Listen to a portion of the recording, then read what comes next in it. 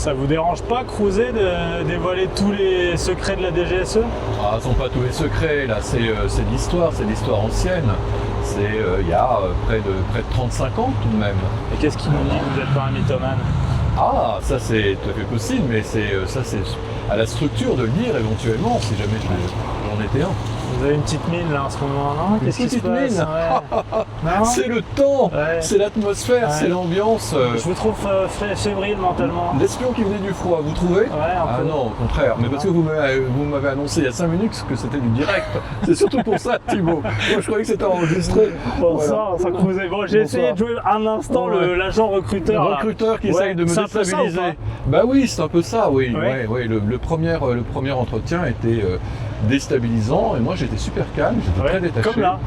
Ouais, Enfin, bon, là, vous avez bien vu que je suis pas terrifiant non plus. Ouais, bien sûr. Ouais. On précise parce qu'on est sous les parapluies au milieu d'une place, sans Philippe Duroul. Saint-Philippe du Mais Roule, pourquoi ici? Vous Non, avez dit il mais faut qu'on commence là. Mais je ne sais pas, on m'a donné rendez-vous ici, je ne savais d'ailleurs pas exactement qui j'allais rencontrer. Ok.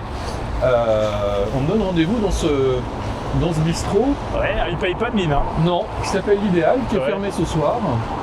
Alors, je pense pas que le choix du bistrot et du nom du bistrot soit laissé au hasard tout à fait. Ah, vous pensez qu'il y a toujours un petit signe? Il y a toujours un petit signe, ouais, l'Idéal. Alors, il faut bien comprendre que c'est un bistrot qui est assez profond, D'accord. un vrai bistrot à l'ancienne. Je me D'accord. souviens, il y avait des... Il y a le comptoir avec. Ah ouais, avec les œufs, avec le présentoir à œufs sur le comptoir. Ouais, un les vrai œufs durs. zinc, un vrai zinc. Et la salle est assez profonde de mémoire. Et donc l'officier traitant qui devait me recruter était donc assis au fond de la salle. Bon, je précise pour ceux qui ne vous connaîtraient pas, vous êtes un ancien agent de la DGSE Ouais. et vous avez écrit un livre. Ah, je le montre, c'est difficile à une main. Le jour où je suis devenu espion. Il y a plein de choses là-dedans. C'est passionnant. Pourquoi ici? Pourquoi cet endroit? Pourquoi pas dans des bureaux? Pour vous recruter, venez. On vous propose de venir autant rue machin, bureau de la DGSE. Bah, finalement, c'était un moment précurseur parce que moi, des 25 années et quelques que j'ai consacrées donc à la DGSE, je faisais partie des gens qui étaient totalement détachés et qui n'avaient aucune attache Ouais. avec le service de renseignement, aucune attache administrative, financière, hiérarchique. Donc j'avais un contact avec ce qu'on appelait donc un officier traitant qui me traitait, donc portait bien son nom, qui me traitait, qui recueillait les informations que je lui ai données au fur et à mesure à mes retours de mission. On appelle ça des projections dans le métier du renseignement. Et c'était le seul contact que j'avais avec le service de renseignement. Mais alors avec vous la étiez DGSE. dans le service des clandestins? C'est ce qu'on appelait le service des clandestins. Oui, mais alors parce que moi j'ai vu le bureau des légendes. J'adore Ouais. le bureau des légendes, Ouais. c'est la référence pour plein de monde Ouais. en termes d'espionnage. Qui est une série formidable. Oui, mais Ouais. ils ont des bureaux ces gens. Alors ils ont des bureaux, ces gens-là, Oui. mais les gens qui travaillent dans le bureau des légendes, dans les bureaux, Ouais. sont les officiers traitants. C'est D'accord. l'aristocratie du renseignement. Ah oui. Et eux-mêmes ont des sources conscientes, inconscientes, des honorables correspondants et puis des agents Ok. qui sont rémunérés pour ce travail et qui leur remontent toute l'information qu'ils vont collecter afin de diffusion aux autorités. Mais qu'est-ce qui me dit et qu'est-ce qui vous dit que vous n'êtes pas baladé par je ne sais qui? Comment vous pouvez être sûr que c'est bien la DGSE qui vous parle si vous n'allez pas dans des bureaux, vous signez pas un contrat, que vous n'avez pas votre petit badge? Comment vous pouvez être sûr? Parce que dans le bureau des légendes que j'ai vu aussi, ils recrutent d'ailleurs un agent du Mossad qui se fait passer pour un agent de la Bien DGSE sûr. et ils vont jamais dans les bureaux nulle part. sous faux drapeau. Alors Ouais. il faut avoir confiance en son interlocuteur et c'est un grand classique effectivement Ouais. de recruter des agents sous faux drapeau et de se faire passer pour la DGSE ou pour la CIA, Oui, etc. oui, alors oui. qu'en fait on est le Mossad. D'ailleurs c'est un film de Rochant Ouais. qui a réalisé le bureau des légendes qui s'appelle les Patriotes où il y a un exemple de cas de recrutement sous faux drapeau. Donc comment vous avez fait confiance? Parce qu'au début vous connaissez rien à ce milieu-là. Ouais, j'ai fait confiance d'abord parce que l'allure du garçon était un peu sévère et était assez représentative de ce que je pouvais m'imaginer Ouais, de ouais, ce qu'était d'accord. un agent de renseignement, un officier de renseignement. Et puis il a été assez clair, puis il en connaissait déjà un petit peu sur moi, laissant à supposer qu'il avait eu accès à certaines informations qui n'étaient pas données à tout le monde. Bon, il vous dit quoi dans ce bar concrètement? Bah, il me dit qu'il y a une unité qui se constitue avec des jeunes qui vont parcourir le monde. Ouais. Ah, sympa, là, ça donne envie. Ça donne envie. Ouais. Que Bon, ces les jeunes... géos du Club Med, quoi. Ouais, alors, non, mais c'est quand même pas... Non, on travaille quand même, c'est sérieux. Bien sûr, Voilà, mais on ça se fait un balade peu pas. ça. Ah, si vous signez au Club Med, vous allez visiter le monde entier. Ah oui, alors le Ouais. côté quand même voyage est quand même attrayant. Ouais. Le côté voyage est attrayant. On a envie de se laisser porter et on a envie de partir en voyage, évidemment. Et l'aspect l'aspect voyage, oui, l'aspect projection, c'est tout de même un des attraits du métier. Non, moi il me dit, voilà, vous semblez avoir des aptitudes pour ce métier, mais je vous préviens, c'est dans le cadre d'un service qui n'a pas d'existence formelle au sein du service. Il en aura quelques années plus tard. Il se constituera comme ce qu'on a appelé ensuite le service mission, mais à cette époque-là, ce service-là n'a absolument aucune existence. D'accord. Il dépend directement du directeur des C'est ça qui opérations. est génial quand je vous dis pourquoi vous faites confiance. Vous faites confiance à un type qui n'est pas identifié, qui vous dit qu'il vous recrute pour un service qui n'existe pas, pour des actions et des projections dont vous ne connaissez rien. Enfin, c'est quand même un peu inconscient de votre part. Voilà. J'ai 25-26 ans et j'ai envie de me laisser porter. Et puis en plus il est dur, enfin, je veux dire il est pas commode. Ouais. Il est pas commode, il essaye de me déstabiliser, il essaye de voir comment je peux réagir avec des coups de pression. Et je suis assez décontracté parce que finalement c'est sur leur demande, c'est pas la mienne, je suis pas candidat, c'est pas une vocation de mon côté, c'est une opportunité qui se présente. Bon, on est dans la rue, sous la pluie qui s'accentue. Ouais. On va avancer un petit peu. Mais d'ailleurs, c'est intéressant de se dire que vous avez été recruté ici dans la rue. La rue, c'est là où on vous forme en fait. Bah oui, la rue, on forme les agents dans la rue parce que les agents sont amenés à évoluer, à progresser dans des capitales occidentales souvent, mais pas seulement. Et finalement, la rue, elle est propice à être ce qu'on appelle tamponnée, c'est-à-dire tamponnée. Ouais, c'est-à-dire à être quoi approchée. Elle est propice à la surveillance, elle est propice à la filature. Donc voilà, il faut se méfier de la rue. Il faut se méfier de la rue, des lieux Mais publics donc en on général. vous apprend, on vous forme ici, par exemple dans le métro, ici, là, pour savoir vous comporter. Mais quand vous êtes au milieu de l'Afrique, ça n'a rien à voir. C'est pas du tout le même territoire que là, Paris. Ouais, non, ça n'a rien à voir. Mais néanmoins, ça permet de se configurer à certaines attitudes, notamment ce qui concerne le lien humain, etc. Ouais. Là, les escaliers, c'est très important. Oui. Parce qu'ils me donnent 3-4 jours pour réfléchir et en fait voilà, je prends ma décision dans les escaliers de la station Saint-Philippe-du-Roule. Ouais, ça n'a pas duré longtemps quoi. Non, ça n'a pas duré longtemps. Non. Bon allez, on se met à l'abri, vous On me va se mettre à racontez tout l'abri, ça. ouais, absolument. Et on avance vers nos prochains lieux. Ouais. Bon, j'aurais aimé que vous me montriez comment on se désilhouette en pleine rue, mais là ça va être compliqué. Puis avec une caméra qui j'ai nous pas filme. amené de bonnet. Ah, faut un bonnet. Un bonnet, c'est la chose la plus classique. Alors attendez, montez de ce côté. Non, je vais monter en premier. Hop. Et je vous laisse monter ici. Comme ça, Julien, que je vous ai pas présenté, Salut Julien. qui nous filme, peut avoir un plan magnifique sur vous. Mais non, mais c'est la rue, savoir se mouvoir, passer inaperçu, c'est important. Par exemple, là, vous êtes habillé de manière sombre. Ouais, je suis habillé de manière sombre. Ouais. Oui, il vaut mieux éviter de mettre une doudoune rouge, de se comporter de manière excentrique et de se faire repérer. Oui, il faut être un peu passe-partout. Et vous avez Il faut toujours, être un peu passe-muraille. vous avez toujours des réflexes. Non, j'en ai plus. Non. Je me suis surpris tout à l'heure à me retourner dans la rue parce que quelqu'un marchait très vite derrière moi. Ouais, Et j'entendais mais un bon, pas ça, rapide. Mais ça. c'est le lot de tout le monde. Hein. C'est Oui, pas le c'est lot ça. de. Non, maintenant je suis totalement départi de ce genre de. Mais ça, parce que vous êtes plus à la souci. DGSE depuis 2017, les premières années. Je ne vous- travaille plus pour la DGSE Ouais. depuis 2017. Ouais, vous n'y travaillez plus, mais vous y êtes. Non. Non. Je n'ai plus aucun contact. Moi, je sens que ça va être frustrant pour moi ce soir parce que d'habitude, j'aime pas quand mes invités font la langue de bois, mais vous êtes obligé de faire la langue de bois. Je suis obligé de mettre des filtres, Ouais. bien entendu, je suis obligé de mettre des filtres sur un certain nombre de choses. Maintenant, dans le livre, j'en raconte un certain nombre, pas tout, et puis chaque destin d'agent, je pense, est assez différent selon le service pour lequel on travaille, selon les conjonctures, le théâtre d'opération sur lequel on est amené à travailler, à renseigner. Donc c'est un métier, c'est une occupation, une activité extrêmement riche. Ouais. Est-ce que vous allez me manipuler ce soir? Bien entendu. Ouais. Non, je ne vais pas vous manipuler parce que. Mais en revanche, je vous sens manipulateur. C'est-à-dire légèrement manipulateur. pour avoir des réponses. Oui, mais avec vous, ça ne marchera pas. Vous êtes un professionnel de la manipulation, donc vous me voyez venir, c'est toujours un peu comme ça que ça marche. Non, je vais essayer de vous répondre avec sincérité. Je sais que tu sais. Ouais, c'est ça le principe de la réponse, celui qui sait le plus. Quoi. Je vais essayer de vous répondre avec sincérité, mais je ne vous dirai pas tout. Ouais. Non, mais ça, j'entends bien. Et puis j'essaierai d'avoir des réponses. Mais la question de la manipulation, est-ce que vous me dites non, je n'ai plus les réflexes dans la rue, mais est-ce que vous avez une habitude dans des discussions, des relations, de forme d'emprise, même si c'est pas forcément voulu, une habitude de contrôle sur les gens, sur les autres?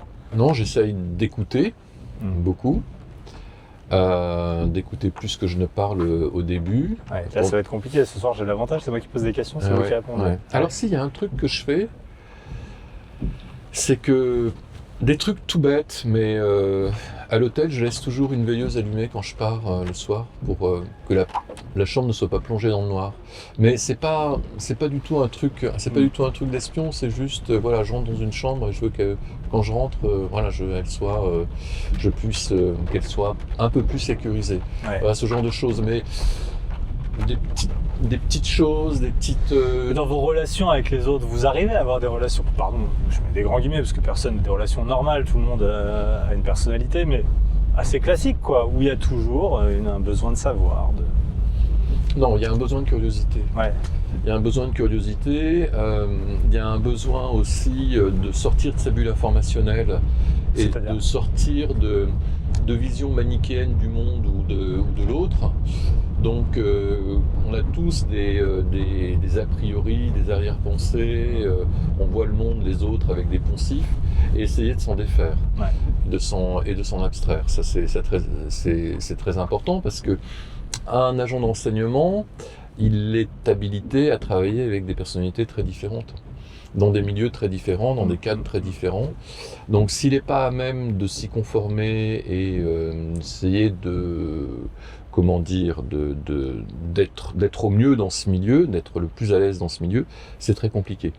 Donc à ce titre, il faut savoir se départir d'un certain nombre d'a priori qui nous nourrissent tous, qui sont très présents en nous. Le jour où je suis devenu espion. Alors c'est les jours, vous commencez par ça, vous dites, parce qu'il y a vraiment un jour. Bon, ça c'est pas évident pour vous de trouver le jour. Ouais, c'est plutôt les jours. Ouais, et vous commencez par, entre autres, pour parler de votre enfance, et puis l'idéal, où on était il y a quelques instants.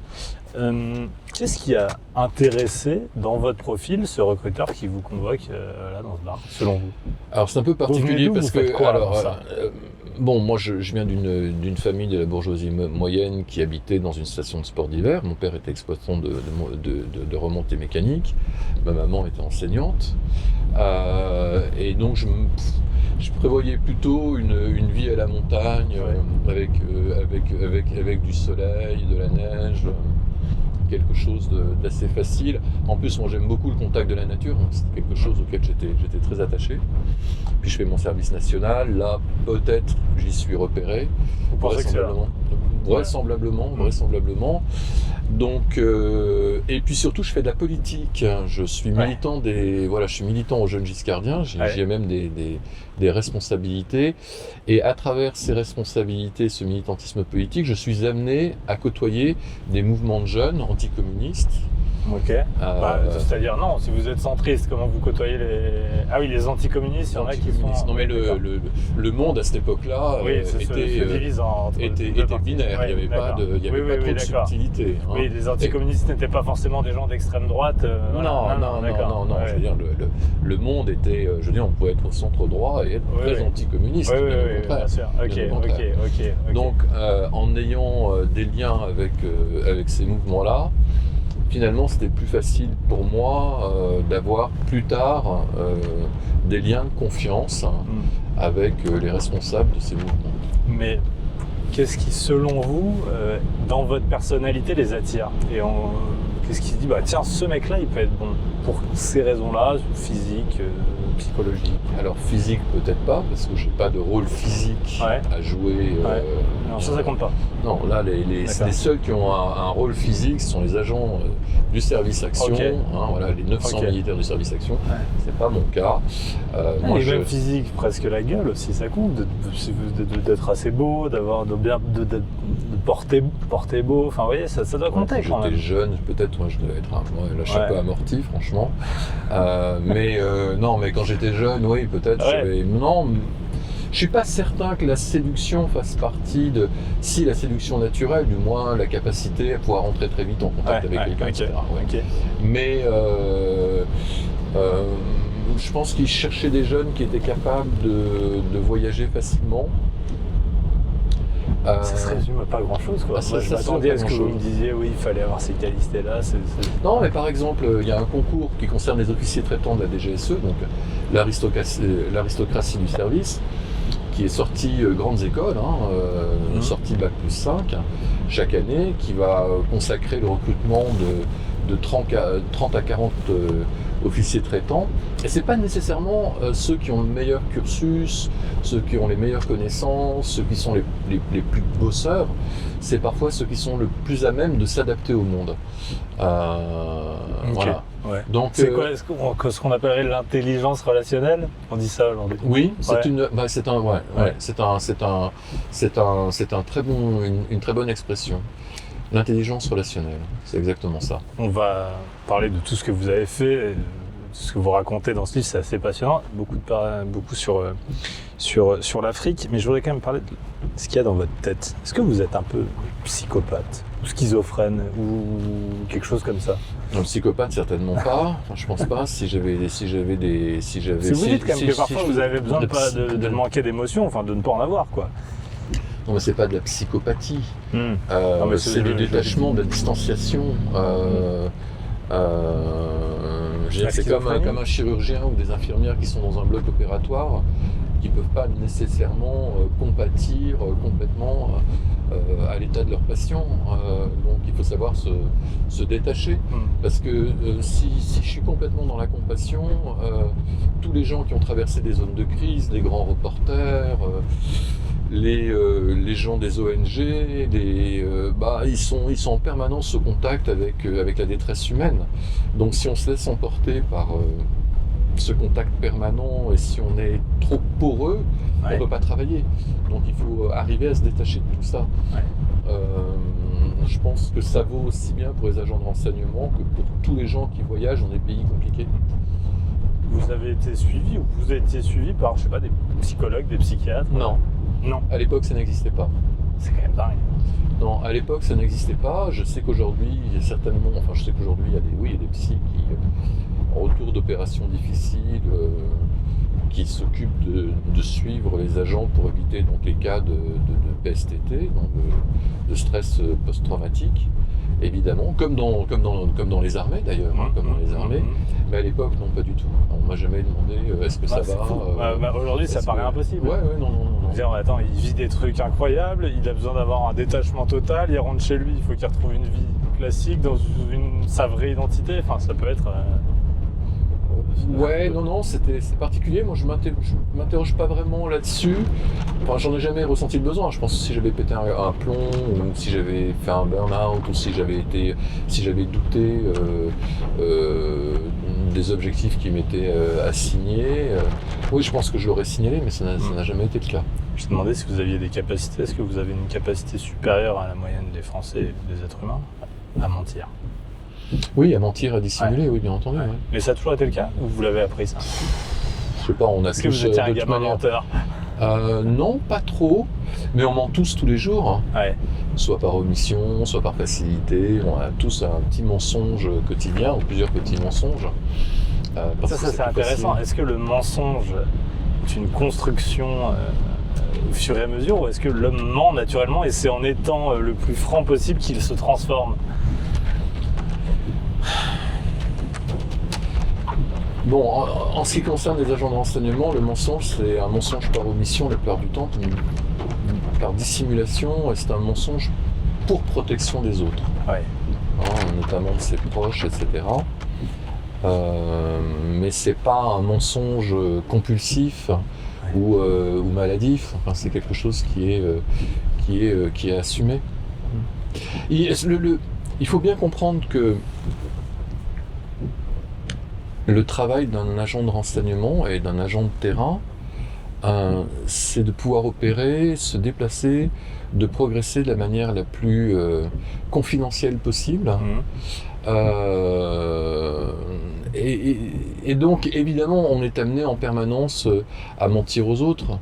Je veux dire, le seul qui connaît vraiment, c'était moi-même qui savais que j'étais originaire des arts, mais sinon, non, tous les autres avaient une autre vision de qui j'étais.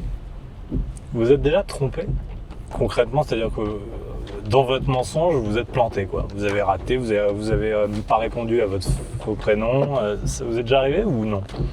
Vous étiez tellement fort ou tellement concentré d'une certaine manière? Non, mais des fois on peut être un petit peu moins sharp, on peut être un petit peu moins précis. Après, on essaye de rattraper le truc.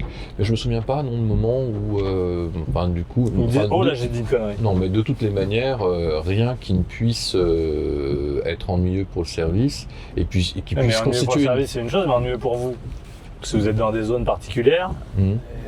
Là, mince, là j'ai dit une connerie. Non, je pense pas. Ouais, non. Je pense pas. Non, j'ai pas souvenir de ça. Non. Ça la goutte là. Non, j'ai pas souvenir de ça. En revanche, oui, je peux avoir une attitude à un moment qui peut ne pas être conforme avec le prétexte pour lequel je suis dans ce pays. Donc, à un moment donné, mais on est des humains, on n'est pas des machines, on n'est pas des robots. On sort. On sort, allez. Alors, deuxième lieu important, après le recrutement, c'est la formation. Donc le recrutement, c'est à l'idéal et la formation, c'est ici. Alors oui, ici et ailleurs. Et ailleurs. Hop, je pense qu'on va sortir sans parapluie si on se dépêche. Allez, on y va vite.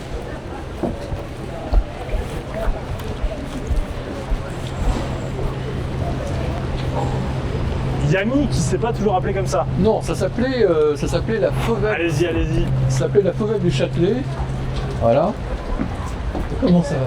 Ça va? Vous allez bien? Ouais, très bien, merci pour votre accueil. Thibaut. Bonsoir. Bonsoir. Donc ça s'appelait la Fauvette du Châtelet. Il y avait un mur d'ailleurs ici. Il y avait un mur. La salle était séparée en fait en deux. Il y avait un vieux décor de bistrot à l'ancienne. Voilà. Et c'est là que j'ai passé beaucoup de temps. Bonjour. Comment ça va, Taous? Donc voilà, Taous. Bonjour. Pardon, j'ai oublié de vous envoyer un petit message, mais on peut manger un petit bout? Bah oui, vous pouvez. Ah, bah, c'est super. Bien sûr. Les caméras. Oui. Ça va? Tu vas? Bien entendu. Super. Bonsoir, Thibaut. Enchanté. Voilà. On peut se mettre Thibaut, où? Si Julien. vous voulez, il n'y a plus personne, ils sont tous partis. Ah bah alors, c'est vous qui choisissez. On va privatiser. On va se mettre là. D'accord. On va se mettre ici. Tiens, est-ce qu'un formidable. bon agent cherche la bonne place? Ce serait quoi la bonne place? Alors, On imagine qu'il y a du alors, monde. notre place à nous avec. Ah ben mettons-nous à la place où vous étiez. Voilà, c'était ici. D'accord. Alors pour la petite histoire, ici s'asseyait toujours en face, il y avait une table un peu longue là le long du mur.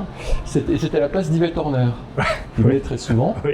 Et elle avait un rire tonitruant. D'accord. Si vous voulez bouger des trucs, n'hésitez pas. Merci.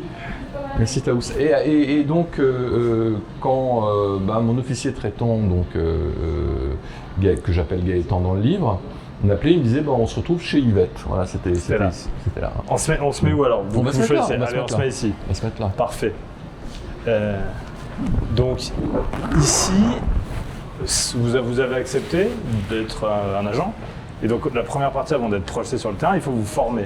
Alors c'est une formation rapide. Ah oui, c'est rapide. C'est une formation rapide. Ce qui est marrant, c'est que c'est pas une formation comme on a une licence ou un master. Non, ça n'a rien à voir. Non, c'est une formation rapide. Ouais. Hein, les agents de terrain, donc pris en compte par les officiers traitants, les officiers traitants prennent sur eux de les former ou pas, sur des choses de bon sens. On parlait tout à l'heure de la progression, de la progression en ville, la faculté de prendre contact, etc. Voilà, et j'ai eu la chance, moi, d'être tombé sur un vieux de la vieille, si j'ose dire, enfin quelqu'un qui avait énormément d'expérience, qui a dû former énormément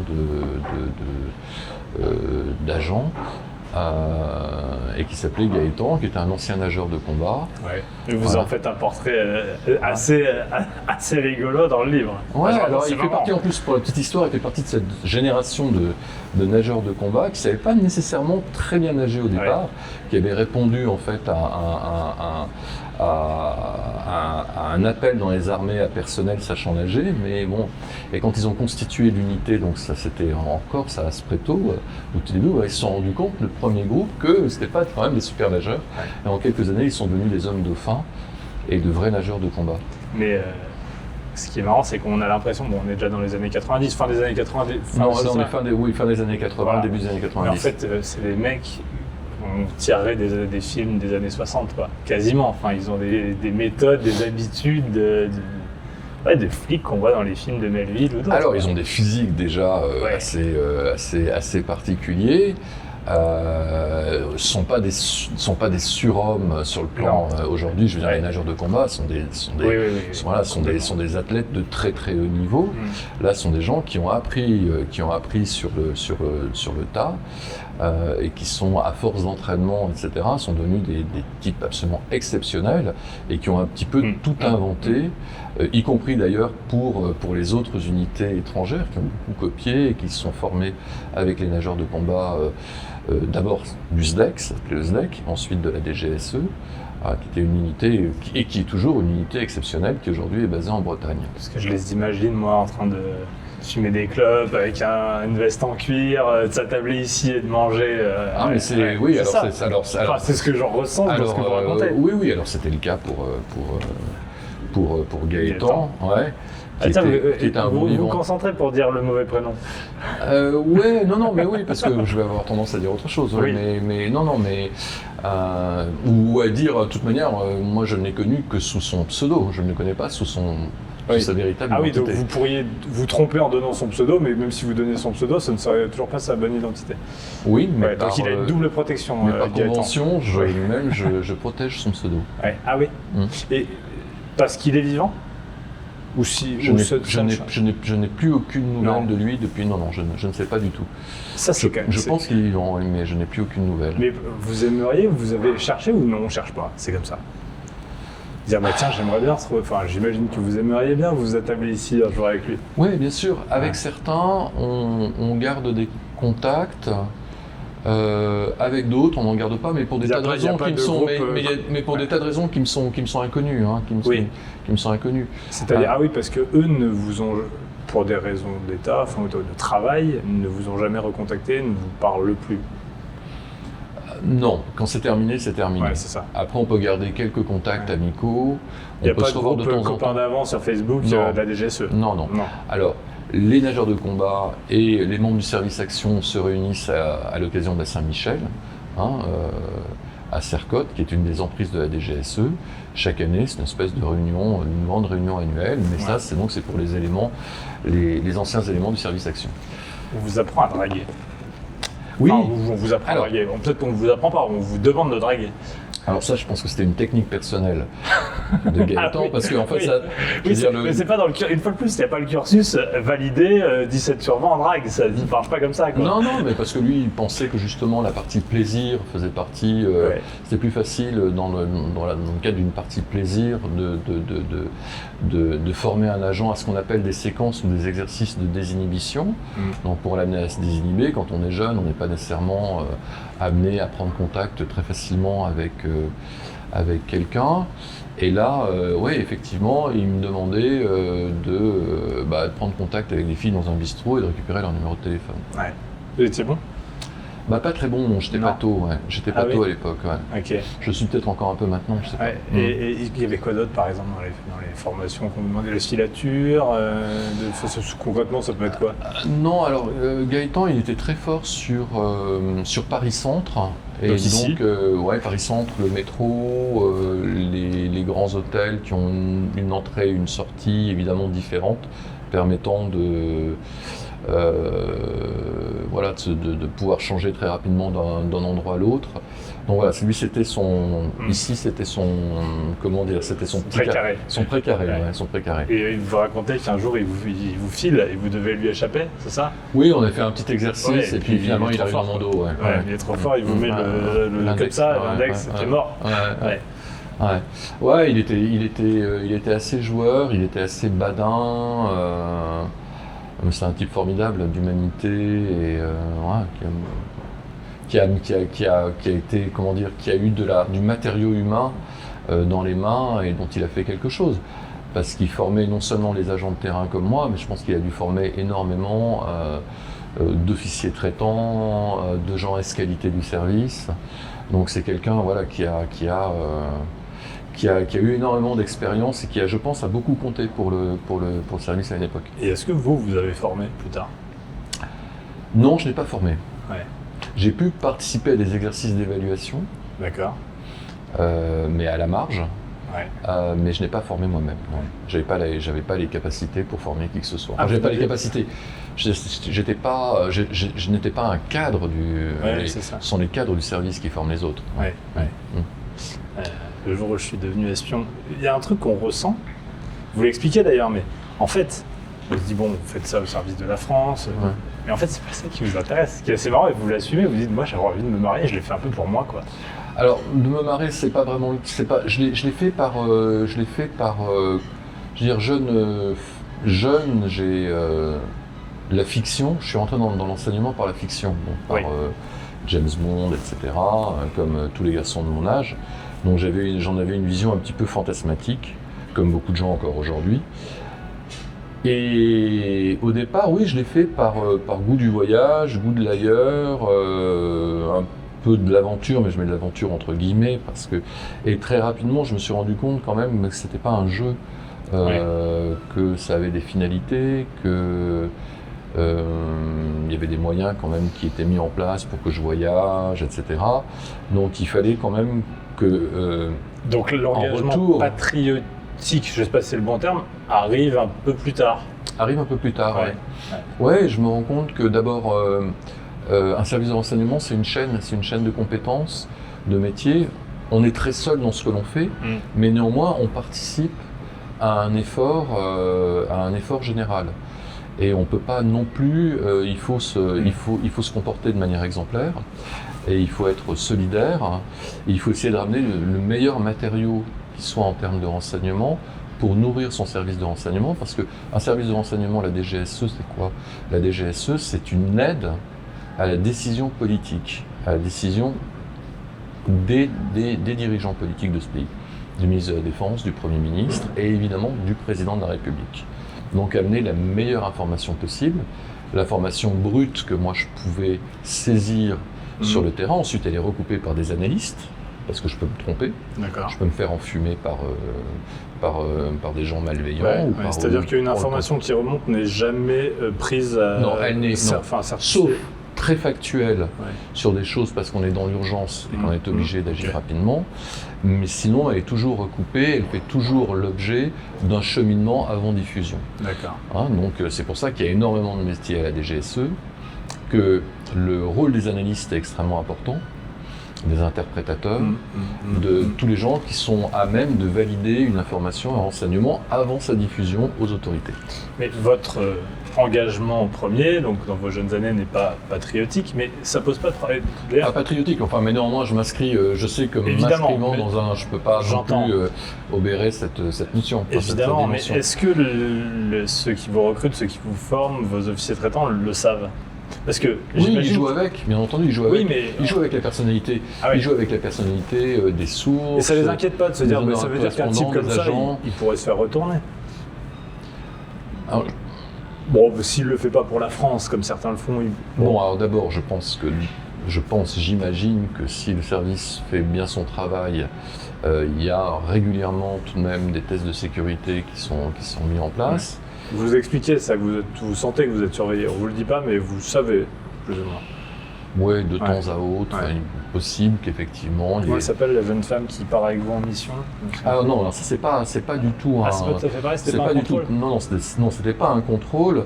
C'est que moi je faisais partie donc de l'ancienne équipe, donc clandestin. Elle faisait partie de la nouvelle équipe qui se mettait en place. Ah oui, on voulait vous évaluer pour savoir Alors, si vous pouviez rester. à la fois m'évaluer, mais aussi parce que j'étais en capacité de l'aider elle Ouais. à accomplir sa Ouais, ouais, projection. Voilà. Donc il y a une double, Donc, voilà, double donc, utilité. voilà, à m'occuper de la fluidité de son déplacement, parce que certainement elle devait avoir une chose beaucoup plus importante à faire que moi à l'époque. Mais là, c'était pas un vrai, c'était un test pour voir bon, est-ce qu'il peut rester, est-ce qu'il est bon, mais on n'essaie pas de savoir si les Russes vous ont retourné quoi. Non, Pas comme ça. non, pas du tout, Ok. pas du tout. Ouais. Et d'ailleurs, on ne me dit, enfin, personne ne me dit qu'elle travaille pour le service à ce moment-là. Faut raconter. Je le devine. Ouais, vous le devinez. Ouais, je le devine. Pour raconter vos premiers jours en tant qu'espion sur le terrain Mhm, en Afrique. mhm. Vous comprenez tout de suite que c'est pas une partie de plaisir et pourtant c'est du plaisir. Enfin c'est assez particulier parce que vous racontez des trucs, vous dites j'arrive dans une chambre, il y a des pattes de lion par terre, enfin des traces de Ouais, pattes de lion, ouais. au milieu ça. de la nuit il y a un serpent Ouais. qui me saute dessus ou presque, Ouais. j'entends des coups de feu au loin, enfin c'est... Bon, comme ça on se dit pas sympa l'aventure, je vous vannais tout à l'heure sur le Club Med, là on n'est pas au Club Med quoi. Bah là, on est au sud-est de l'Angola, Ouais. au quartier général de guérilla, qui s'appelle Djamba. On est dans un endroit assez beau.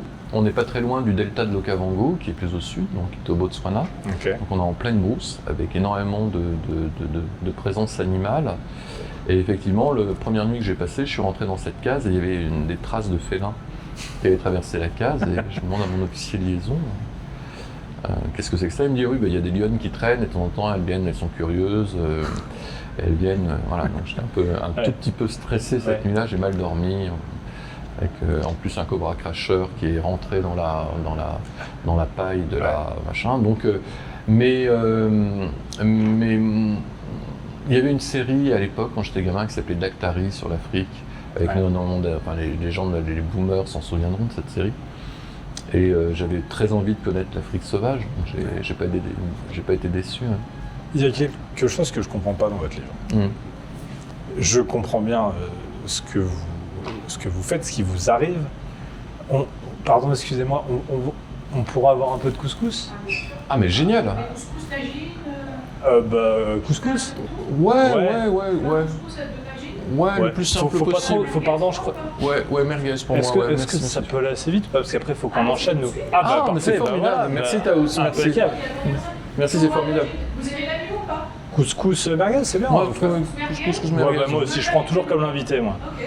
C'est un truc d'agent secret, ça aussi. Ouais, absolument. Je comprends pas ce que vous devez ramener comme info.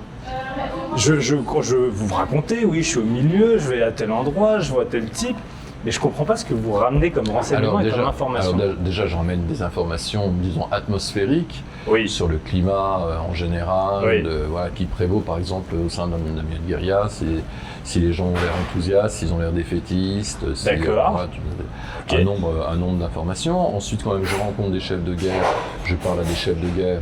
Donc là, je recueille un certain nombre aussi de données sur leur mentalité, éventuellement, ils peuvent me glisser d'ailleurs des informations oui, mais alors importantes. certains savent que vous êtes un agent de la D'autres DGSE. non. Oui, D'autres mais- non. Oui, donc c'est pour ça, ceux qui savent, ils vont pas vous donner d'infos. Enfin, vous êtes juste un agent de liaison entre Alors, eux et la souvent, France. Enfin, c'est ça que je comprends pas. Moi, je fais pas la liaison. Hein. La liaison, elle est faite par un agent S-qualité, qui lui est D'accord. l'agent du service, Ok. qui est désigné par le service et qui s'occupe du lien vraiment formel entre D'accord. l'homme. Moi, je suis là pour obtenir des informations périphériques et complémentaires. Ok. Donc, il y a toujours une ambiguïté entre mon correspondant et moi. Il se doute que je travaille pour, ou bien il est en pleine conscience que je travaille pour, ça dépend des cas, etc. Et donc, cette ambiguïté fait que je suis plus à même peut-être d'avoir des informations intéressantes que l'agent S-qualité, qui va Ok. avoir une relation un petit peu formelle, alors que moi je vais être amené en plus à rester longtemps auprès d'eux. Je peux rester 15 jours, 3 semaines, D'accord. être leur compagnon de route, Donc vivre ça, avec c'est eux. dans le cadre où voilà, on soutient tel groupe armé, la France soutient tel groupe armé dans tel pays, ce qui se passe en Angola. Là, vous arrivez en tant qu'agent de la DGSE, c'est très clair, et vous êtes censé... Pas toujours très clair. Ah, c'est pas toujours très Pas clair. toujours très clair. On peut laisser l'ambiguïté, ou bien je peux avoir un tout autre prétexte. Ouais. Un tout autre prétexte, sachant tout de même que dans ces mouvements, les gens sont pas trop dupes quand même. Oui, voilà, c'est ce que Ouais. je vais vous dire, ils sont pas idiots. Non, ils sont pas idiots, ils sont Ouais. pas dupes. Et puis surtout, ils sont dans des zones de guerre, donc ils se méfient de tout le monde, donc tout le monde. Ouais. Donc ouais. s'ils voient un jeune Français qui traîne un peu trop longtemps, Ouais. même avec des prétextes, je dirais, mercantiles, commerciaux, ou évidemment, Ouais. ils se doutent d'eux, et ils jouent le jeu finalement. Ouais. Ils jouent Ouais. le jeu. Donc il faut se méfier de ce qui est vrai, faux, de ce qu'ils vous donnent. Il faut toujours analyser en temps réel. Ouais, tout à Et fait. une information que vous sentez, qu'on vous donne, mais vous sentez que c'est une bêtise, enfin voilà, qu'on essaie de vous bananer. D'abord, je prends tout. Après, Voilà. Est-ce que vous la filtrez ou vous l'envoyez quand même à votre officier traitant en lui mettant une petite astérix, attention, ça c'est ce qu'on me dit, je mets un bémol. ouais, je peux mettre ça. Ouais, je peux donner une information en disant attention, bien recoupé. Je ne suis pas certain de. Oui, bien entendu. Ouais. Après, cette information peut s'avérer exacte, peut Ouais. s'avérer juste. Donc, c'est un peu idiot de passer à côté. Mais je peux avoir été intoxiqué. Ah, c'est ça le terme? Ouais. Intoxiqué. Ouais, je peux avoir été enfumé. Je peux avoir été intoxiqué, oui, bien entendu. Bien entendu. Il est possible que sur la somme d'informations de renseignements que j'ai pu collecter, j'ai pu peut-être donner quelques renseignements qui n'étaient pas tout à fait exacts. Ça, c'est possible. On est humain, hein. Ouais. Je répète, on n'est pas des robots. Et ça, c'est tout le travail, toute la machine derrière. Ouais. Du service Le qui va mouliner l'ensemble de derrière, la DGSE, ouais. voilà, de manière à apporter tout de même une information crédible aux décideurs politiques in fine. Vous n'allez pas me dire ce que c'est, mais je vais vous poser la question et vous donner l'opportunité de me répondre. Quel est le type d'information, si vous pensez à la plus grande information que vous allez faire monter, la plus importante dans votre carrière? Bon, bah, peut-être aller sur un lieu tout à l'heure où on va en parler, au Saint James. Ah, c'est celle-ci? Bon, on en Non, parle on en là-bas. parlera tout à l'heure là-bas, ouais. D'accord. Mais souvent, la plupart du temps, Ça ressemble à quoi? C'est non, quoi mais, l'idée? non, Vous mais voyez, souvent c'est la ce que je veux plupart du dire. temps, c'est un renseignement d'opportunité. C'est parce qu'on a été à un instant donné, à un instant T, présent, témoin d'une situation ou bien dépositaire d'une information, mais c'est un renseignement d'opportunité qui porte mal son nom finalement. On a eu cette opportunité-là parce que sur le temps long, on a su créer un climat de confiance avec des interlocuteurs, Ouais. nous amenant à être dans cette situation-là. C'est très rare d'avoir un renseignement d'opportunité, d'entrer sur une situation donnée, généralement, c'est avec des interlocuteurs de longue durée qu'on parvient à obtenir justement une information intéressante. Quand vous êtes projeté, c'est ça le terme? C'est Projeté le sur terme. le terrain, vous restez combien de temps?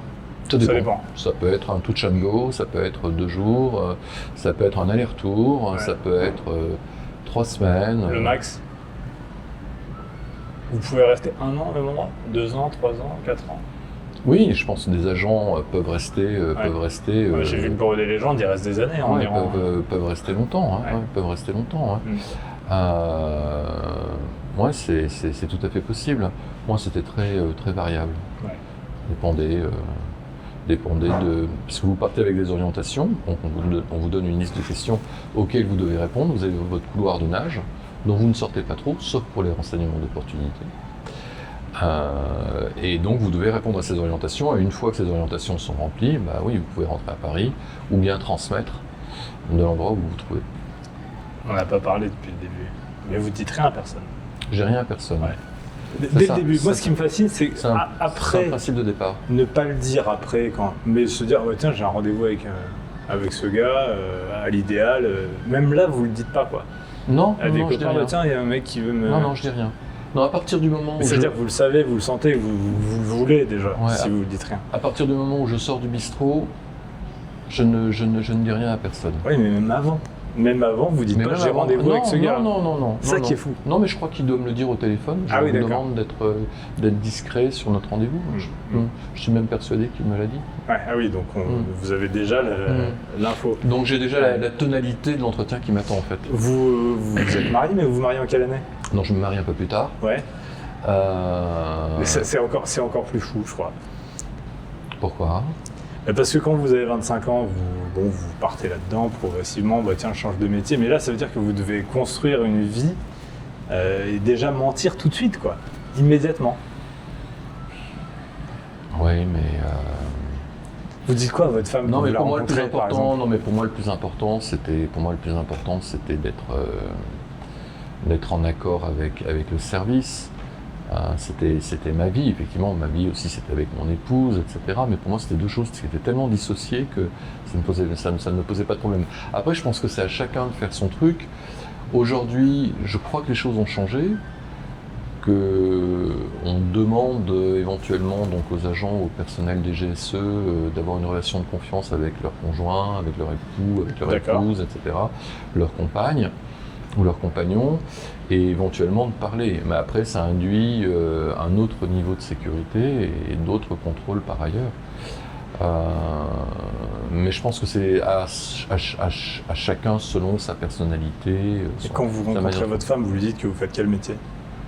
Ah oui, donc je lui dis que je suis consultant, que je travaille à l'international, que je suis lobbyiste, que je suis... Voilà, Est-ce qu'au fond, elle le sait? Ou non, vous pensez vraiment qu'elle ne le sait pas? Je sais pas, j'ai pas eu de conversation avec elle poussée sur le fond à ce sujet. Non, elle était exemplaire, épatante, et je pense que si elle s'en est doutée, elle a fait l'autruche. Oui. Voilà. Après, ça a impacté nécessairement nos relations, parce que j'étais souvent en voyage. Et c'est marrant, votre voix change. Non, parce que ce sont des choses plus intimes, ouais, donc plus c'est intimes. un peu plus compliqué. Elle l'apprend comment? Parce que bon, là maintenant, vous êtes un espion public, si j'ose dire. Mais la première fois qu'elle le sait. Elle l'apprend. J'ai une situation à gérer en Angola, justement, et je dois parler au téléphone, donc j'ai un téléphone satellitaire. Et elle est dans mon dos, et puis je parle non pas en mots codés, mais en mots un petit peu, j'emploie pour dire négagé, parce que c'était l'endroit où se passait le truc. Je dis, voilà, je prononce autrement, enfin bref, et là, elle le comprend. Elle le comprend. Elle le sait. Elle le sait. J'ai une question encore personnelle. Ouais. Vous dites beaucoup dans le livre qu'il faut séduire, on vous apprend à draguer, vous dites que vous tombez amoureux dans, je ne sais plus quel pays, au Zaïre, il me semble. En Ouganda. En Ouganda. Afrique du Sud. Vous êtes peut-être amené à avoir des relations avec ces femmes, à tromper d'une certaine manière. Alors je vais pas rentrer là-dedans. Non, voilà, mais c'est quand même, quand même fou. C'est-à-dire que est-ce que cette personne c'est un autre, quoi, jusque là. Enfin, c'est ça qui est incroyable. Et votre femme, elle vous lit, elle doit bien le. Enfin, c'est incroyable. Oui, enfin on est séparés depuis longtemps. Ah oui. Enfin, je veux pas trop rentrer dans ces épisodes-là. Ouais. C'est fou. Mais c'est fou quand on y pense. Est-ce que vous dites, vous, c'est fou ce que j'ai fait? Ou non, bon, maintenant c'est votre vie. Voilà. Je suis... Non, je sais pas. Surtout moi, ce qui me remue, c'est que quasiment tous les gens avec lesquels j'ai travaillé, etc., sont plus là. Enfin, sont morts, sont décédés. Donc quelque part, non pas j'ai l'impression d'être un survivant, parce que ce serait un bien grand mot, mais ouais, d'être passé à travers beaucoup de choses. Est-ce qu'on mange un morceau? Ouais, on va manger un morceau, ouais. Je pense. Pardon, parce qu'après il faut vraiment qu'on y aille, comme on est en direct. C'est super, c'est formidable. Mais n'hésitez pas, il faut nous dire. D'accord, c'est là-bas. D'accord, super. Hop. On se met ici, alors on se met côte à côte. Voilà, très bien. Merci beaucoup. Julien peut nous... Bon, par contre, il va falloir qu'on traîne pas trop, on va manger un petit morceau rapide. C'est un des meilleurs couscous, sinon le meilleur couscous de Paris. Ici, bien entendu. Donc, Super chaud alors. Ouais. Allez, hop, c'est chaud. Alors, à ce qui paraît, savoir manger, vous dites que c'est quand même quelque chose d'important. Oui, Il faut alors, savoir manger à toutes les tables voilà. et avec tout le monde. on va essayer de manger à peu près proprement, Oui. puisque c'est en direct, c'est un peu particulier. Oui. Hein, Bon, moi, je suis habitué. ouais, vous êtes habitué, mais moi pas. Donc, Mais alors, vous expliquez qu'il faut savoir manger bistrot. C'est ça que vous dites? il faut savoir. Bistrot Alors, et à la fois gastro. Enfin, c'est... en bistrot, bah oui, Vous parce dites que. qu'il faut savoir mettre le coude sur la table. Bah oui, non, mais il faut Ouais. être, il faut manger simplement. Non, c'est important. Le temps du repas, c'est important. Parce que c'est des moments importants pour avoir des infos. Bah oui, parce qu'on se parle. Ouais. Regardez, on Oui, se ça parle. c'est vrai. Vous me parlez de choses assez intimes. Oui, c'est vrai. Vous avez- profitez honteusement de la de votre situation. faiblesse. Ouais, Merci beaucoup. ma faiblesse. Vous avez une tagine aussi. Merci beaucoup. Oh, Super. Parfait, magnifique. Allez, Julien. Julien, hop, qui est derrière la caméra, qui va manger un petit morceau. Bah ouais. De pétillant. Non, on va boire de l'eau, Taous. De Ouais. l'eau. Non, on va Ouais, essayer c'est bon. de rester. Non, parce que après je lui pose des questions s'il a bu un peu de vin. Tiens, d'ailleurs, on a Merci. essayé. Parce que dans le bureau des légendes, on fait picoler pour voir si on Non. tient l'alcool. Non. Ça, Bon non. appétit. Merci, bon appétit. Les merguez sont mais très bonnes. alors, par exemple, on fait attention à pas trop boire, non? J'imagine quand on est sur le Ouais, terrain. alors on essaye de pas trop picoler, ou alors sont les gens vraiment qui tiennent bien l'alcool. Mais ouais, on essaye de se comporter correctement. Après, il faut aussi vivre simplement. Hein. Je veux dire, un jeune occidental qui se trouve en Afrique dans un hôtel, dans un grand hôtel, qui va s'enfermer dans sa chambre, qui va faire 40 longueurs et qui va faire 200 pompes au bord de la piscine, il est un peu suspect. Donc Oui. il faut vivre un petit peu normalement, de manière décontractée. Ça, c'est une question que je me posais. Quand, par exemple, vous êtes dans une situation de crise grave, de danger, Mhm. est-ce qu'il faut rester très calme ou au contraire jouer la peur, une peur normale? Une peur normale Enfin, ça doit être compliqué parce qu'au fond de soi, il faut être calme, mais il faut jouer une forme de rôle de peur qu'aurait tout un chacun. Ça c'est juste. Alors moi j'ai pas subi ça. J'ai pas subi non. Enfin j'ai pas non plus été amené à être entraîné à ce genre de choses. Mais je pense que certains agents, notamment les agents action, s'entraînent justement à la résistance aux interrogatoires et surtout à se conformer à une certaine attitude. C'est-à-dire quelqu'un qui craque pas, qui est dur, qui résiste à tout. En revanche, quelqu'un qui pleure facilement. On se dit vite, bon, lui doit pas être. Bah ouais, donc voilà, il faut savoir tromper son monde aussi. Vous seriez bon acteur ou pas? Je sais pas. J'ai passé un casting pour un document sur le BCRA, donc qui est l'ancêtre de la DGSE, et j'ai dû être très mauvais. J'ai été On vous a pas recalé, rappelé donc ouais, non, on m'a pas rappelé. Donc je suis pas certain que je sois un bon acteur après. Mais non, c'est important de. Le métier du renseignement étant un métier de choses humaines, ouais, il faut savoir discuter tranquillement à l'occasion d'un déjeuner, pas murmurer comme ça, non, parce qu'immédiatement on est suspect, et du coup, à la table d'à côté, elle va essayer d'entendre ce que vous vous dites. Oui, c'est vrai. Moi, je fais Donc, toujours ça dès qu'on passe le temps à côté, j'ai envie de savoir ce qui se dit. Nécessairement. Et là, par exemple, il y a une caméra. Ouais. Donc là, dans la rue, vous auriez du mal à vous désilhouetter. C'est ça le terme, hein. Mais est-ce qu'on peut être très bien caché en pleine lumière? Ah bah surtout. En rajoutant, en mettant... Non. Non. Là, on parle souvent d'un métier de l'ombre, mais la plupart des agents qui savent se mouvoir, progresser dans un pays, être au contact de gens, ils le font ils le font dans la lumière, ils le font normalement, ils se cachent pas. Après qu'on se cache dans ce qu'on appelle des plans, des appartements conspiratifs, si on a des choses vraiment très particulières à se dire, ça c'est tout à fait possible. Mais sinon la plupart des contacts se font au vu et au su de tout le monde quasiment. Oui. Voilà. Après il faut le faire de manière intelligente. Il y a, vous savez, dans tous les films d'espionnage britannique ou américain, il y a le banc dans le parc avec l'officier traitant, ou du moins le contact se fait sur un banc. Bien sûr. Celui Et on qui laisse un attend, truc sous le banc. On laisse un truc sous le banc. Comme ça, avec un petit double face. Voilà, où on s'échange un journal dans lequel est scotché, moi ça j'ai connu ça. Mais ça marche on vraiment laisse, comme ça. on laisse un journal dans lequel est scotché une enveloppe avec les orientations par exemple. Ouais. Donc, C'est vraiment comme ça que ça se passe. et mon contact Mais ça, c'est part, intéressant. il laisse l'équipe ou le Figaro, hein, par exemple. Oui, bien sûr. Hein, et donc, j'ouvre le Figaro, et dans le Figaro, je trouve scotché une enveloppe. Ouais. Ah, c'est vraiment comme ça. Mm. Mais parce que quand vous faites remonter une info, vous n'appelez pas, enfin c'est pas un coup de fil quoi. On est toujours obligé de se cacher ou parfois finalement personne ne se doute de rien, je passe un coup de fil, la ligne de l'hôtel elle est pas sur écoute, enfin ou de cabine téléphonique. Non, le téléphone jamais. Ah, jamais de téléphone. Jamais, et plus encore aujourd'hui, y compris avec les messageries cryptées. Ah ouais. Ah non, messagerie cryptée on fait pas. Les messageries cryptées, on ne sait pas. On la fait révolution jamais remonter les infos par des messageries cryptées. Alors, sauf urgence, c'est encore en message codé, avec un code personnalisé entre l'officier traitant et son agent. Ok. Ça, c'est possible. Mais sinon, non. La révolution technologique, donc avec la technologie qui tue la technologie, finalement, fait qu'on va revenir à une vraie transmission de renseignements par l'oralité, en vis-à-vis, dans les endroits.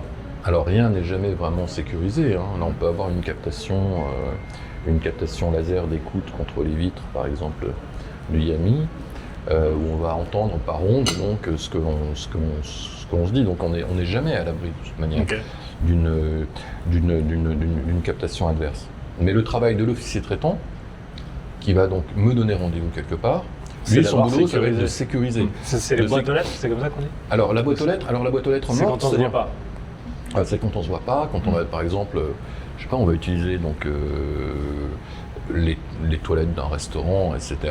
Et derrière la cuvette de WC, on va trouver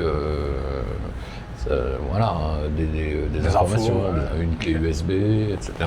Mais aujourd'hui, la technologie est telle, les machines sont tellement puissantes, en plus boostées par l'intelligence artificielle, qu'il est absolument impossible de transmettre des informations par voie téléphonique ou par mail ou de manière digitale. Ouais. Enfin, c'est de plus en plus difficile. Tiens, je vous resserre un petit peu. Ça ira.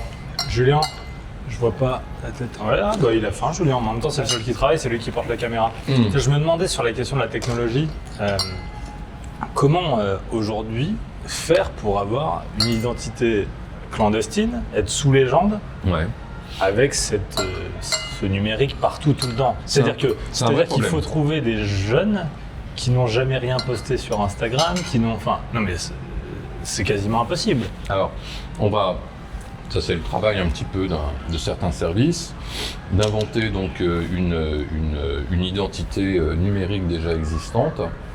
C'est très compliqué, hein. C'est extrêmement compliqué.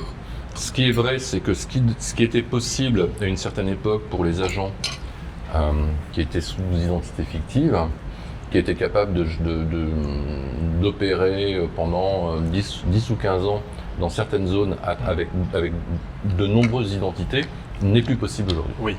Oui, c'est-à-dire que dès qu'on a donné une identité à des ennemis ou des contacts, elle est grillée. Elle est grillée. Non, mais surtout. Donc vous pourrez. Non, mais surtout la biométrie, la surveillance biométrique, le contrôle police maintenant. C'est-à-dire qu'un passeport peut plus se faire. Avec des outils très perfectionnés, fait qu'on ne peut pas changer 3-4 fois d'identité, etc.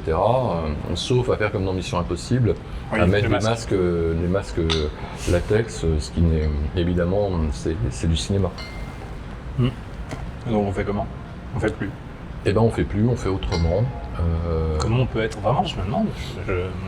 Bon, moi c'est évidemment foutu, mais je sais pas, un jeune qui a 15 ans, qui est excellent, mais qui a mis 3 photos sur Instagram ou un blog ou un machin. Alors ça va être le travail du service de renseignement justement de trapper tout ce passé-là ou bien de le transfigurer. Donc ça signifie un très gros travail, mais maintenant l'intelligence artificielle permet justement de résoudre un certain nombre de problèmes. Ok. Et comment vous savez tout ça, puisque vous travaillez plus à la DGSE? Parce que je suis quand même l'évolution du renseignement. Je suis expert pour une chaîne d'information continue chez LCI. Chez LCI, donc je suis bien obligé de me mettre à la page et de suivre un petit peu les grandes transformations du monde du renseignement. Et je m'aperçois que c'est un métier de plus en plus compliqué. C'est pour ça qu'il faut tirer un vrai coup de chapeau aux jeunes qui sont sur le terrain aujourd'hui. Vraiment, leur tâche est difficile, leur tâche est compliquée. Parce que la France continue à projeter tout de même du personnel spécialisé un peu partout dans le monde. On a la chance d'avoir un grand service de renseignement qui bénéficie d'un maillage complet sur l'ensemble de la planète. On a de jeunes agents, des jeunes entre 26, 27, 32, 33 ans, plus âgés évidemment, mais pour les jeunes, c'est je leur tire vraiment un vrai coup de chapeau, parce que ce qu'on fait ce soir, manger tranquillement, tous les trois, dans une capitale qui est paisible, où on est tranquille, etc., tout ça on leur doit. Ouais. C'est très important, on s'en rend pas suffisamment compte, parce qu'on voit le travail des armées, qui est très visible,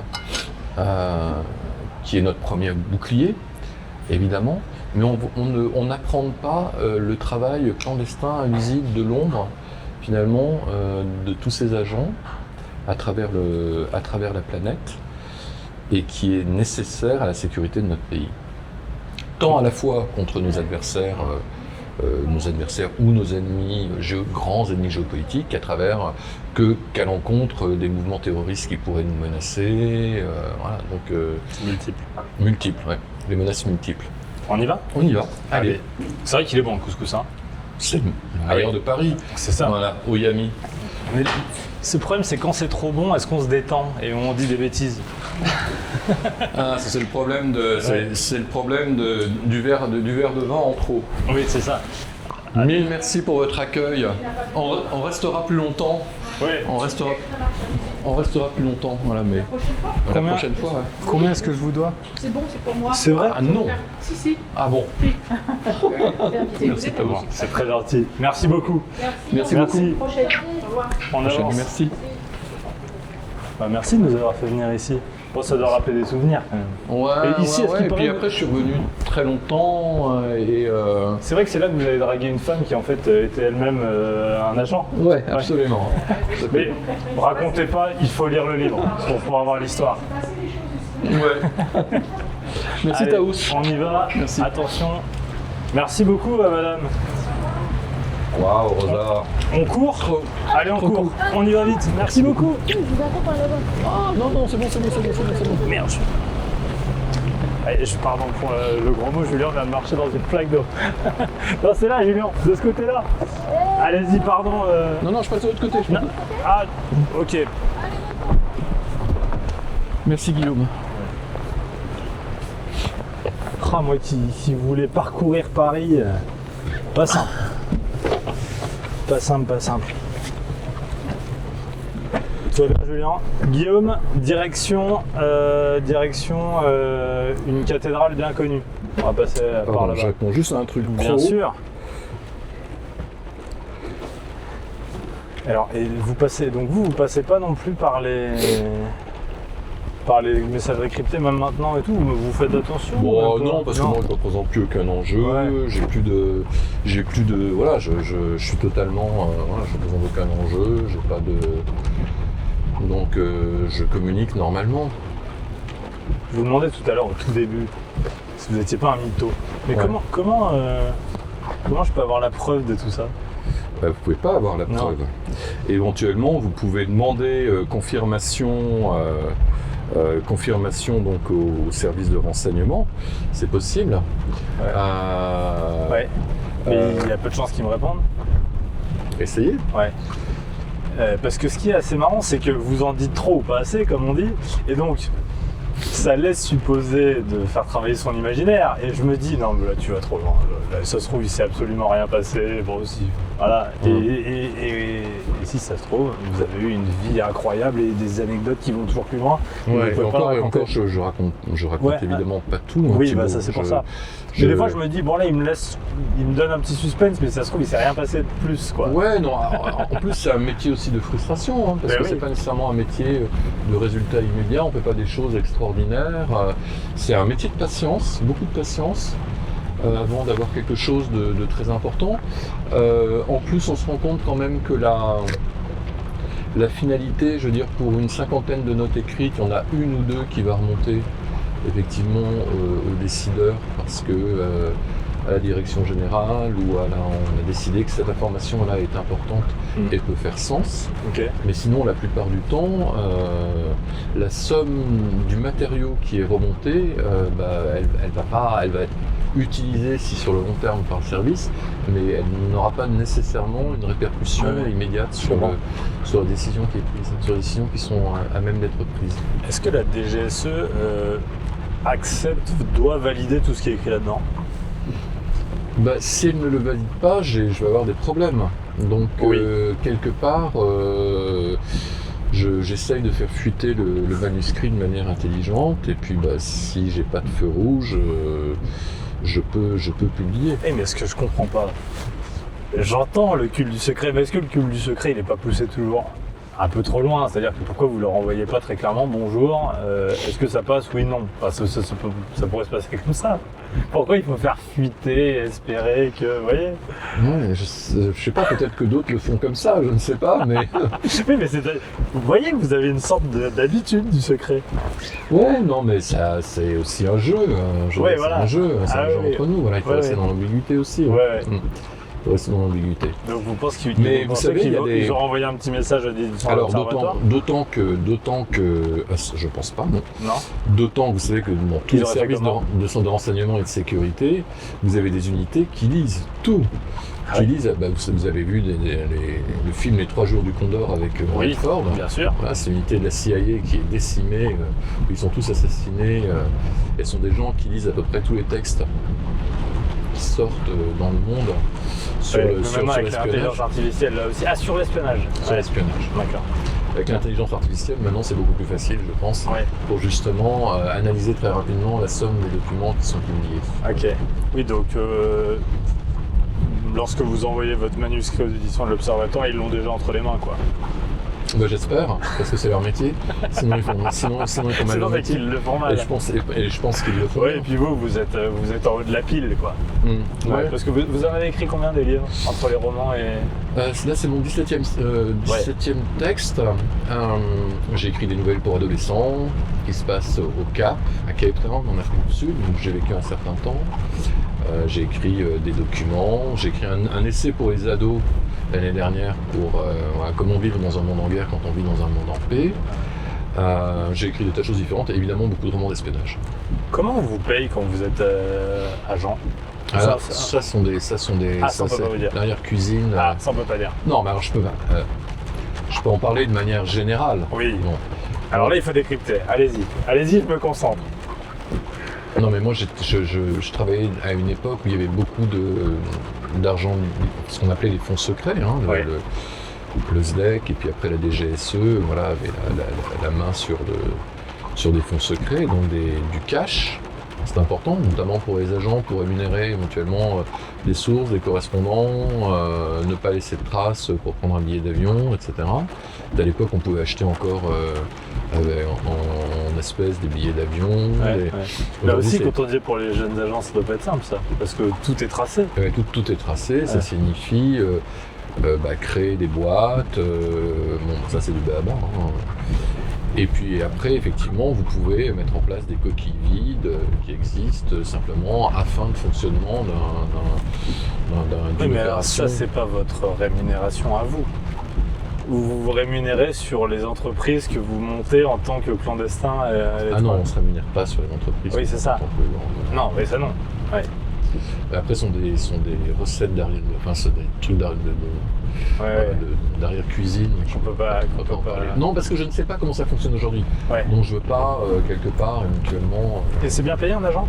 Non, très mal. Ouais. Alors à tous les jeunes. Mais très mal, mais pas mal. Ouais. À tous les, normalement mal. Voilà. Par rapport au risque pris et à la vie que ça implique, c'est ça? Et non, au mais niveau d'études. Je pense notamment aux ingénieurs qui vont travailler pour le service, pour la DGSE. Ils ne vont pas être motivés nécessairement par la rémunération, parce qu'en sortant d'une grande école, ils pourraient être embauchés dans le privé pour beaucoup plus. Néanmoins, ils vont être amenés à travailler sur de très grosses machines, sur des machines très puissantes, avec des enjeux passionnants. Et à ce titre, ça vaut le coup de consacrer 4-5 années de sa vie à travailler pour le service de renseignement de son pays, parce qu'on va y développer, on va pouvoir s'appuyer ensuite sur une expérience extraordinaire. Mais c'est marrant parce que le salaire des agents, alors vraiment c'est très difficile à trouver de toutes les. Et pourtant ça ne relève pas de la sécurité de l'État, quoi. Enfin, je veux Vous dire, avez cherché un peu. Enfin, j'ai cherché, je n'ai pas cherché aussi bien que vous, hein. Je suis allé sur internet, mais c'est difficile d'avoir des chiffres. Alors qu'est-ce qu'on dit sur internet? Je sais pas, honnêtement je sais, parce qu'on nous dit oui ça dépend de l'officier traitant, mais comme en fait vous nous dites jamais vraiment le boulot que vous faites, alors c'est un peu, alors c'est laissé, c'est vrai.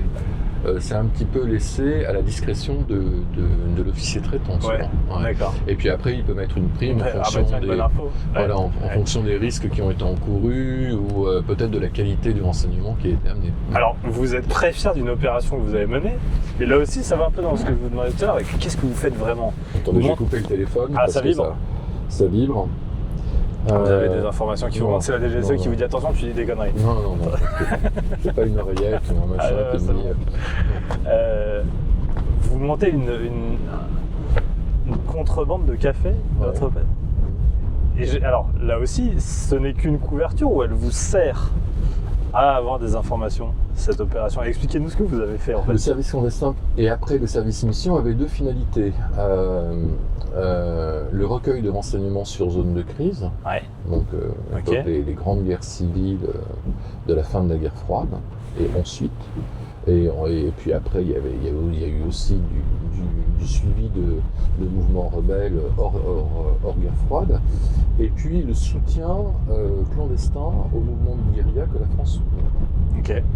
Donc en l'occurrence, il y avait deux grands mouvements de guérilla, deux grands mouvements anticommunistes de par le monde.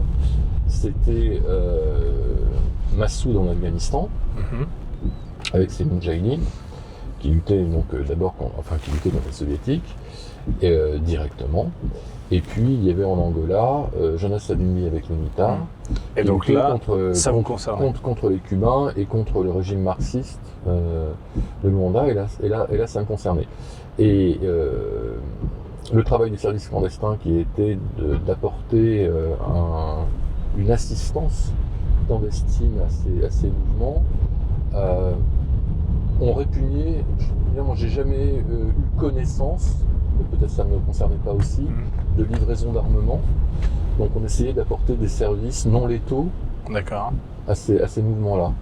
Et j'avais été dans le nord de l'Angola et j'avais pu voir que les paysans continuaient toujours à s'occuper de leurs arbres, de leurs caféiers.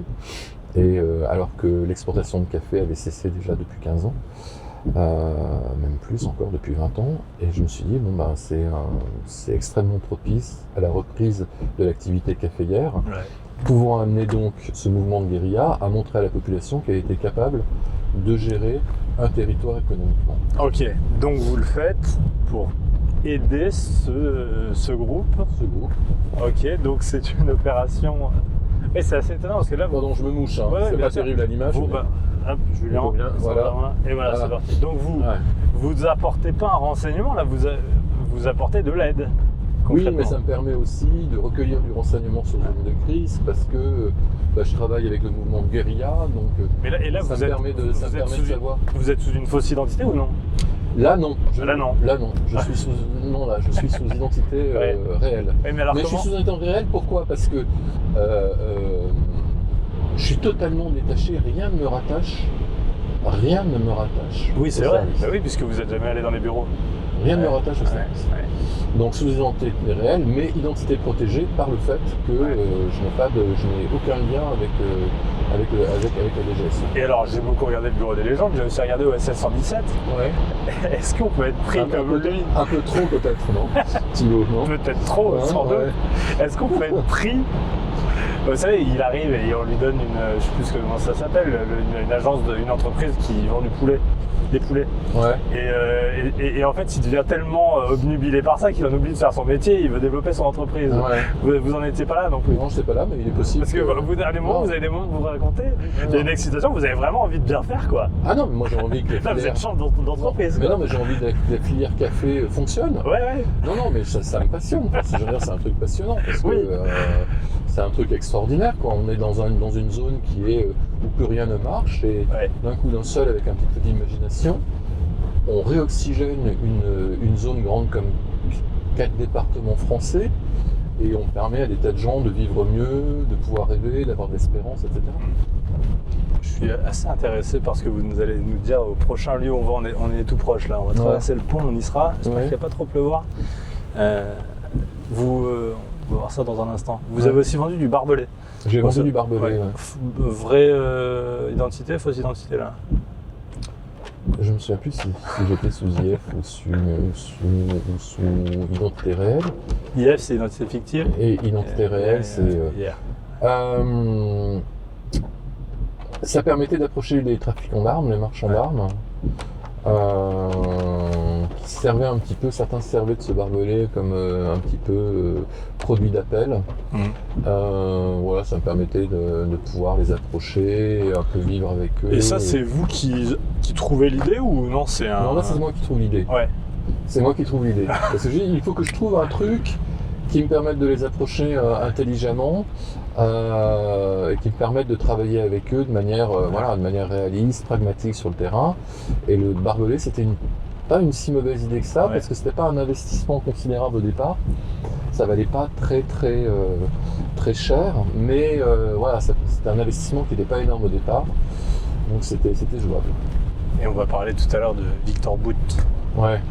Non, on n'en parle pas parce que là on est bientôt arrivé. Vous habitez à Paris vous maintenant? Oui, j'habite à Paris forcément. dans le 13e arrondissement. Ouais. Et par exemple chez vous c'est sécurisé ou pas? Non. Du tout comme chez moi? C'est comme chez vous. Rien du tout. Ouais. Non, rien du tout. J'ai pas d'avis. Je ne représente aucun enjeu. Je travaille plus dans ce milieu depuis longtemps. Donc, On descend ici, Guillaume, c'est possible? Ouais, est-ce qu'on arrive à se tenir à droite pour pouvoir descendre? Est-ce qu'on a nos parapluies? On va pas rester longtemps. Non, on va pas rester longtemps, mais quand même, je me suis toujours posé la question de ce qui se passait ici. Est-ce que Julien a... Ouais, on peut y aller. Allez, feu. Je laisse le livre ici. Hein. Ouais, alors, de toute manière. Ouais. Allez. Hop. Julien, parapluie. Et voilà. Alors on filme parce que ça là, ici, ouais. C'est beau hein. Ouais, alors donc c'est la cathédrale orthodoxe. Ouais. C'est la cathédrale orthodoxe russe de Paris, avec ses 5 bulbes qui ont nourri beaucoup de fantasmes. Oui. Parce qu'il y a beaucoup de gens au départ qui ont dit oui, sous ces bulbes, il y a des stations d'écoute, parce qu'on n'est pas très loin des centres de pouvoir, l'Élysée n'est pas très loin, le quai d'Orsay. Oui, alors même là, juste ici, c'est l'annexe de l'Élysée, le secrétaire général de l'Élysée habite ici par exemple. Voilà, donc voilà, donc il y a beaucoup de gens ici, on peut effectivement récolter beaucoup d'informations si on a une station d'écoute électronique, mais c'est pas du tout le cas. Ça nourrit un fantasme. Ah ça c'est pas vrai, il n'y a rien là-haut. Non, il n'y a rien là-haut. Certainement il n'y a rien parce que les services de contre-espionnage de la DGSE et de la DGSI seraient intervenus pour faire cesser toute activité électrique ou électromagnétique depuis les bulbes de la cathédrale. Ah oui, même si c'est sous protection consulaire? Ouais, non, bien entendu. D'accord. Donc si ça a été le cas, ça n'est plus le cas. Voilà. Donc c'est une cathédrale qui a été inaugurée donc en 2016, si je ne me trompe pas, donc 2 ans après l'invasion de l'annexion de la Crimée par la Russie. Et donc il y a eu un premier incident diplomatique puisque Vladimir Poutine devait l'inaugurer. Et François Hollande à l'époque a refusé sa venue pour l'inauguration en raison donc de l'annexion de la Crimée. Alors en revanche... Oui, parce que je me disais bien que vous alliez dire un mais là, après avoir dit qu'il n'y avait pas de cellule d'écoute. Non, il n'y a pas de cellule d'écoute. En revanche, il y a beaucoup de gens proches des Russes ou de la propagande russe qui viennent à la messe, donc à la cathédrale. Ça c'est tout à fait possible. Mais on ne va pas jeter l'opprobre non plus sur les croyants orthodoxes. Non. Voilà. Mais là, par exemple, en étant ici, là, on n'est pas écouté, par exemple, là où on se parle. Si on les regarde, bonjour, comme ça, personne ne... Non. Mais il faut savoir que c'est une cathédrale qui dépend hiérarchiquement du patriarche de Moscou. Ouais. Voilà. Donc, qui est très proche de Vladimir Poutine donc les fantasmes on oublie, mais est-ce qu'il y a quand même là au sein de ce bâtiment des opérations russes qui sont orchestrées sur le territoire français? Trop visible. Trop visible, trop surveillé. Ah, c'est pas là Non, que ça se ferait. Non, non. Ah Trop oui. visible, trop Oui, mais surveillé. c'est sous protection consulaire. Oui, mais même beaucoup trop visible, trop surveillé, je pense pas. Non. D'accord. Ou alors ils sont pas très malins. Après maintenant, oui. le renseignement russe est très dégradé par rapport à ce qu'il était auparavant. Ouais. Ouais. Donc c'était pas, on dit souvent que c'est une connerie. Bon, c'est une connerie pas tant que ça finalement. On n'a pas mis un centre d'écoute au milieu de Paris et voilà. Ça Non. peut être une bêtise morale. Non, ou c'est X une raison. rumeur, c'est une Ouais. légende urbaine. C'est une rumeur qui a beaucoup couru, mais qui n'est pas avérée. Bon. Allez, on a démonté une fake news. Voilà, on a des Vous n'êtes pas un agent russe qui nous fait croire qu'il n'y a rien d'ici. Ah non, Non, non, non, ouais. non, non. Non, non, je suis peu suspect de sympathie avec la Russie. Est-ce que il y a beaucoup d'agents Enfin, avec la Russie de Poutine. français en Russie aujourd'hui où c'est très dur? Non, Il n'y en a pas? non, il y a des pays qui sont extrêmement où le maillage sécuritaire est tel que on ne peut pas projeter, on peut très difficilement projeter des agents de renseignement. Je pense à la Russie, je pense à la Chine et je pense bien évidemment à l'Iran. Ah oui, c'est des pays où... Parce que typiquement, dans le bureau des légendes, ils sont en Russie, ils sont en Iran. Oui, Ah oui. mais elle se fait gauler. Oui, c'est vrai. Phénomène en Iran. Hein. C'est vrai. Elle se fait attraper. Ouais. Vous aussi, Si vous j'avais êtes... de mémoire. Oui, c'est vrai, c'est vrai. Elle finit par s'en sortir. Hein. Elle Quand on finit dit par pas, s'en il faut regarder sortir. la série. Ouais. Ouais. Mais les Russes, par exemple, il peut y en avoir des agents infiltrés russes sur le territoire français. Bien sûr, il y en a. Ouais. Il y en a. Bien sûr, il y en a. Mais alors pourquoi nous on n'arrive pas à en avoir en Russie? Ben parce que eux, c'est une dictature, c'est un régime autoritaire avec un maillage sécuritaire qui est beaucoup plus important. Ouais, ça veut dire que nos démocraties sont faibles face aux agents? Ou non, on les laisse, on le sait. Mais on c'est les... aussi la richesse de nos démocraties, c'est de vivre en démocratie. Ouais, mais alors Donc, ça, voilà, c'est hyper aussi- intéressant. Mais c'est aussi la faiblesse. C'est une des contradictions, enfin c'est pas une contradiction, mais c'est un paradoxe. Oui, nous offrons plus de facilité à des agents étrangers d'opérer dans les démocraties occidentales et en particulier européennes. Mais on ne peut pas vivre non plus dans un état policier. Ouais. Alors que le moindre Français qui aurait un poste plus ou moins sensible là-bas serait contrôlé, surcontrôlé, recontrôlé, suspecté, menacé. Et éventuellement pris en otage, devenant un otage politique. Ouais. Alors que nous, on le fait pas. oui ou non un agent de renseignement. Et nous, on ne le fait pas. Non, Enfin, les nous- menaces peut-être pas, mais Ouais. la vérification pas. sur vérification. On l'a vu en Iran avec ses otages politiques. Jacques Paris et Cécile Collère sont toujours d'ailleurs à l'ambassade de France à Téhéran. On a vu la technique des Iraniens qui est de prendre, qui est d'arrêter donc des ressortissants français sous motif d'espionnage alors qu'ils ne le sont pas, pour créer des rapports de force afin de négociation. Donc pour éviter de mettre des agents en difficulté Ouais, ok. en porte-à-faux, souvent pour une plus-value de renseignement qui n'est pas exceptionnelle, ben non, on ne projette pas d'agents de renseignement et en Chine, et en Russie, et en Iran, ou évidemment, a fortiori en Corée du Nord. Un agent russe sur, je sais pas, 100 agents russes projetés à Paris, vous pensez combien la DGSE en a repéré sans forcément les expulser, mais Je suis incapable. on pourrait de pas vous dire. savoir. Je suis incapable de vous dire.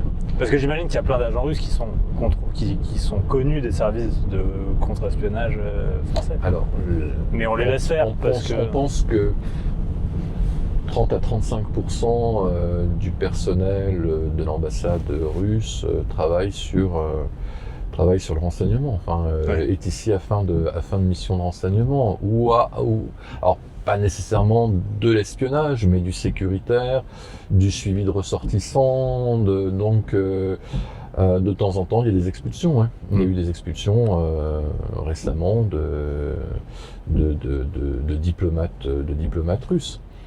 Maintenant c'est intéressant de les garder aussi. Oui. Parce que si on les connaît et qu'on les garde c'est ça. et qu'on les surveille, Ouais. voilà, ça permet aussi d'en savoir un peu plus sur leurs activités. Est-ce qu'il est possible, parce que vous avez été recruté pour être un agent. Ouais.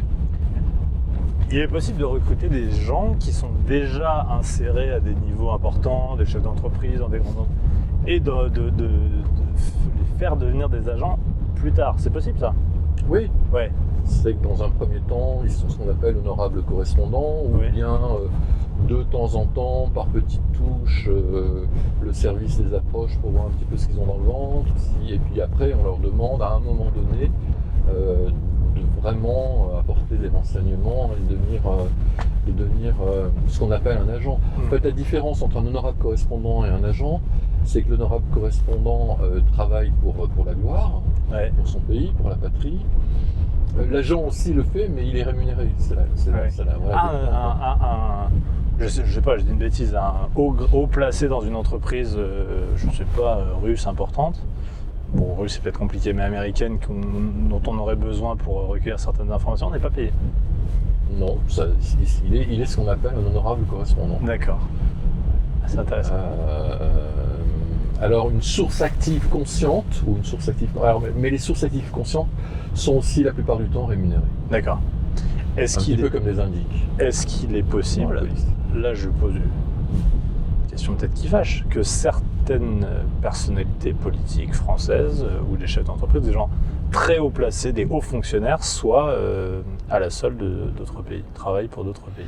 C'est possible ou pas? Ça peut arriver, ça arrive rarement, heureusement. Mais c'est bien l'objectif d'un service de renseignement, justement, d'organiser des défections, d'organiser des trahisons. Souvent, c'est à des fins financières. Idéologiques ? Idéologiques, oui. Idéologiques, financières, légaux aussi. Mais c'est souvent financier. C'est souvent financier, ouais. Mais ce sont les Chinois pour ça qui sont très forts. Ah oui. Ouais, les Chinois corrompent. Ouais, la force des Chinois, c'est la corruption. Ah, ils arrivent à retourner. Ouais, c'est la corruption. On a déjà essayé de vous retourner, vous? Ou non? Non, de mémoire, non, j'ai pas eu de mémoire, je me souviens pas. On a peut-être essayé, on a tout de suite senti que c'était pas votre genre ou... Je sais pas, où j'étais insoupçonnable, j'en sais rien, mais, où je ne représentais pas d'enjeu, peut-être suffisant, parce que... Oui, parce que si on essaie de vous retourner, ça veut dire qu'on peut imaginer... ça veut dire que je vais être très utile voilà, une opération de retournement, c'est long. Ça induit quand même de l'investissement avec pas mal d'agents, des moyens, etc. Donc il faut que ça vaille, ça vaille la peine. Et est-ce que vous avez déjà essayé de le faire? Non. C'était pas votre rôle. C'était pas mon rôle, c'était pas mon travail. Ouais. C'était pas mon travail. En revanche, approcher des gens dans des milieux sensibles qui ont des informations intéressantes et qui peuvent les donner sans qu'on nécessairement on les retourne, oui. Évidemment. Il y a une question de morale dans tout ça. Est-ce que vous avez toujours été aligné avec ce qu'on vous demandait et avec les objectifs de la France? On sait qu'en Afrique, la France n'a pas toujours été très réglo sur certains points historiquement, notamment après la décolonisation. Est-ce que parfois, mince, j'ai pas envie de le faire, mais c'est mon job, je le fais? Non, moi j'ai toujours été en adéquation. Aligné avec les objectifs de mon pays. Ouais. Sinon, j'aurais pas pu faire ce que je faisais. Oui, mais bon, ça aurait pu arriver une fois, vous voyez. Non, mais c'est sûr que si c'est à chaque fois qu'on vous demande de faire quelque chose, vous en avez pas envie, ça devient difficile. Une fois. Ouais, mais je vais vous dire un truc super important, c'est qu'un service de renseignement, il reflète les valeurs de son pays la plupart du temps. Ouais. Et notre pays, elle porte des valeurs, elle porte des convictions qui sont assez fortes. Et tant dans les armées que dans les services de renseignement, ces valeurs, elles continuent à être portées. Et si on les porte pas, ça fonctionne pas. Ouais. Voilà. Donc il faut être en adéquation avec ce qu'est son propre pays. Et aujourd'hui, la DGSE, elle porte les valeurs de son pays. Et je pense que les jeunes qui s'engagent, ils portent pleinement les valeurs, la liberté, l'égalité, la fraternité de la République française. Il faut être républicain, pleinement républicain, je pense, pour travailler pour le service de renseignement français, intérieur ou extérieur. D'ailleurs, en ce moment, quel est le niveau de l'espionnage français? Il est excellent, il fait partie certainement des 2-3 meilleurs agences au monde. C'est quoi le classement? Il n'y a pas de classement. J'imagine qu'on est meilleur sur certains points et moins bon sur d'autres. En termes de puissance et de moyens, évidemment, ce sont les Américains, mais je veux dire, les Américains, c'est 90% de technologie, 10% d'humain. Nous, on a su répartir avec un équilibre extrêmement intéressant. À la fois, il y a un très bon équilibre entre renseignement humain et renseignement technologique. Maintenant, les meilleurs renseignements du monde en opération, évidemment, sont les Ukrainiens. Le SBU et le GUR, donc le services de renseignement militaire ukrainiens Mais sont les pourquoi? meilleurs Parce parce qu'ils qu'ils sont en pleine, voilà, ils sont en pleine action, ils sont confrontés Oui. au quotidien, voilà, aux dures réalités. Et je pense que la DGSE fait partie des 2-3 plus grandes agences au monde.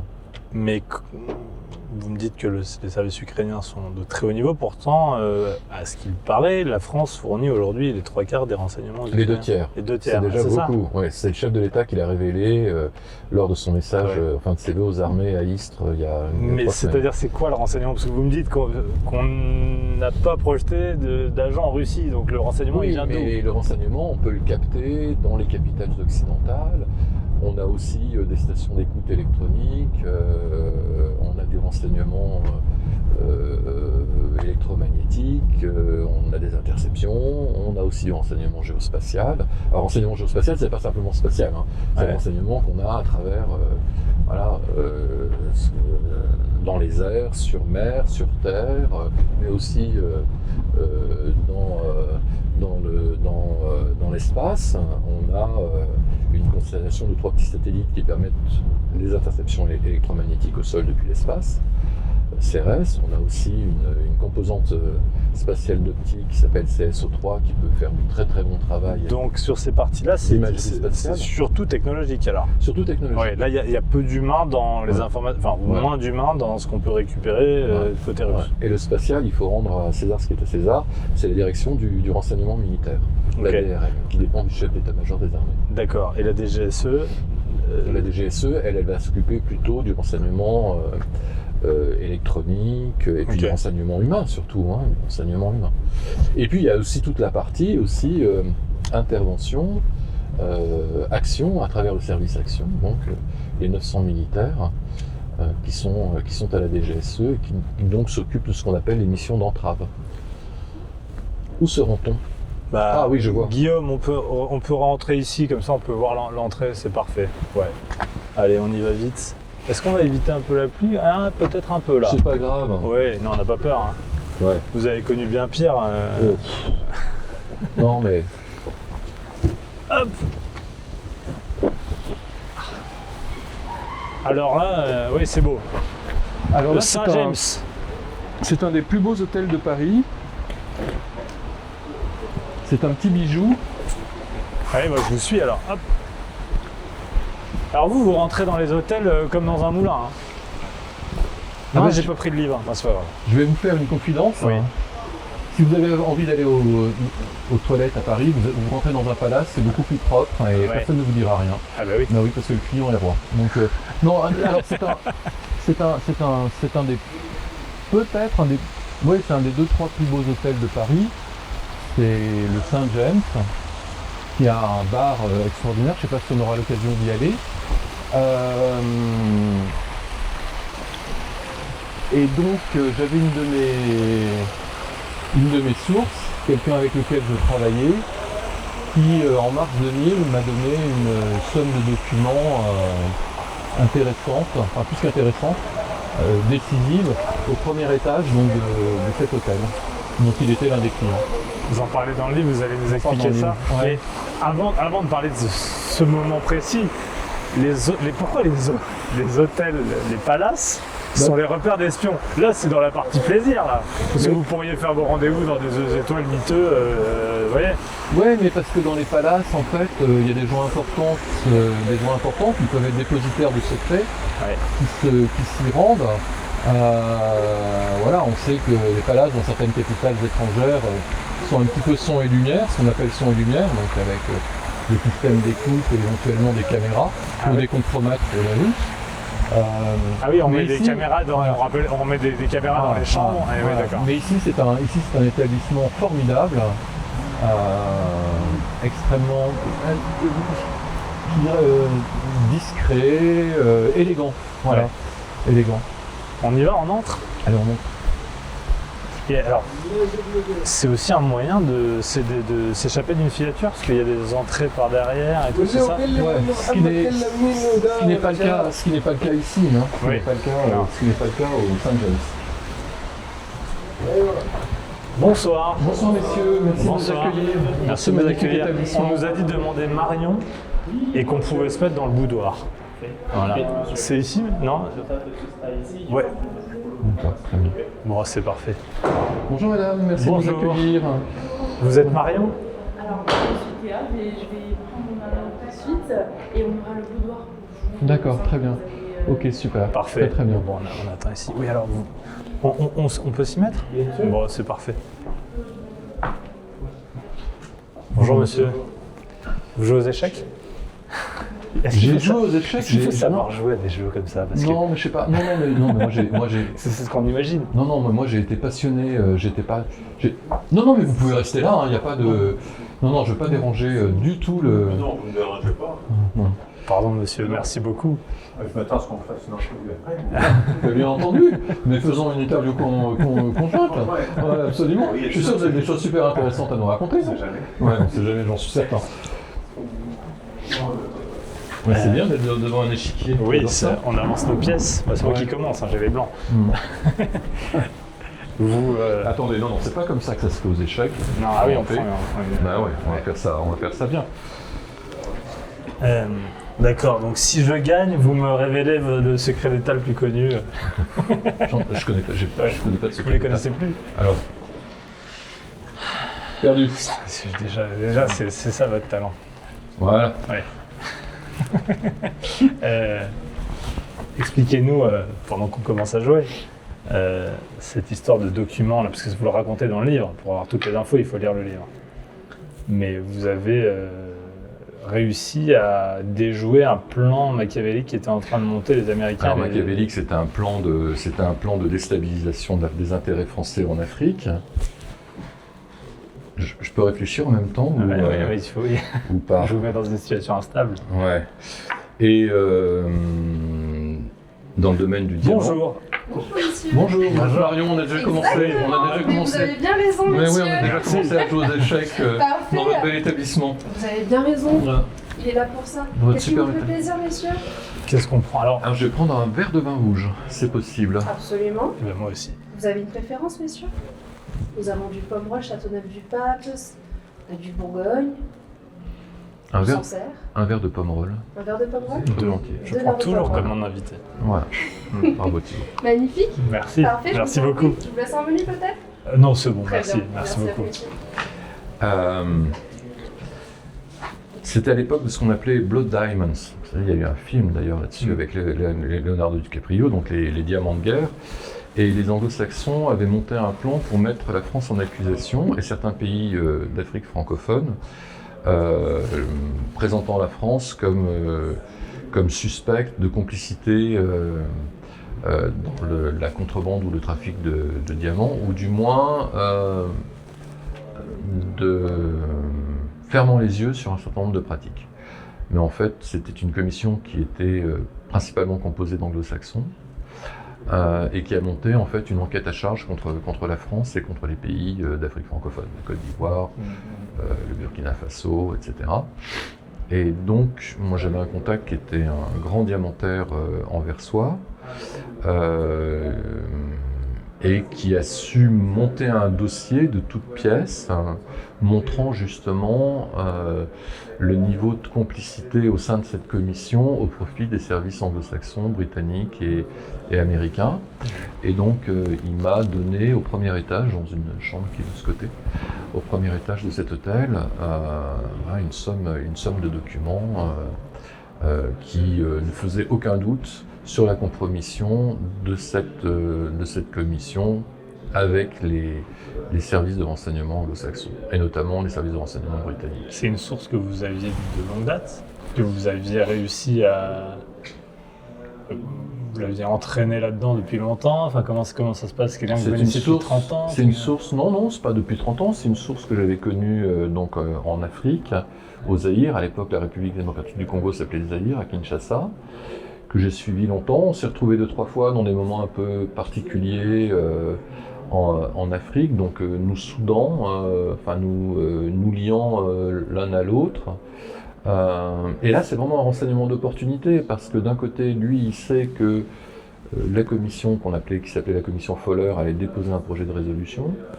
ou de communication auprès du Conseil de sécurité, et lui-même avait, pour mettre en échec l'un de ses concurrents, qui était la De Beers à l'époque, De Beers qui était le grand producteur de diamants, mais défendant les intérêts anglo-saxons, il s'est rendu compte finalement qu'il y avait une synergie entre les intérêts de la France, voilà, et sa préoccupation.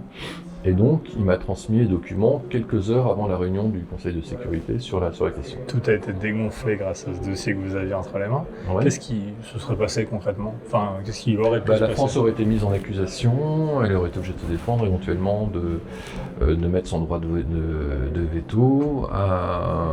De toute manière, le projet de résolution aurait été contré par le droit de veto, bien sûr. Mais néanmoins, la France aurait été mise en difficulté. Voilà. Ouais. Mais là, c'est vraiment c'est un coup de chance, mais c'est un coup de chance aussi qui est alimenté par des années de travail et de relations avec ce diamantaire que j'appelle Nathan dans le livre. C'était vous de jouer. Ah oui, j'ai vu le cheval.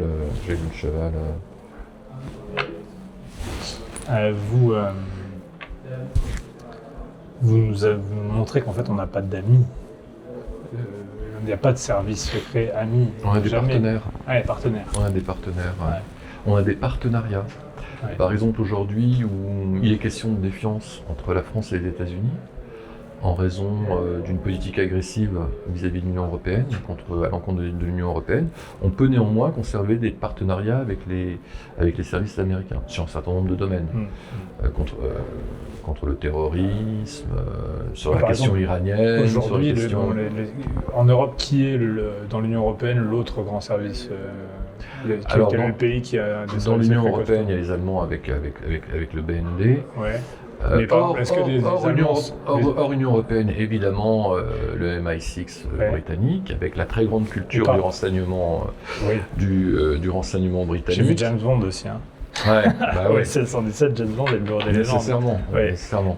Mais même les Allemands aujourd'hui ne sont pas des amis. On ne peut pas se fier à 100% sur à ce qu'ils nous disent. Non, si. je pense qu'on peut travailler. Je n'en sais rien parce que je suis totalement. J'ai absolument aucune information sur ce que fait mon service de renseignement de la France.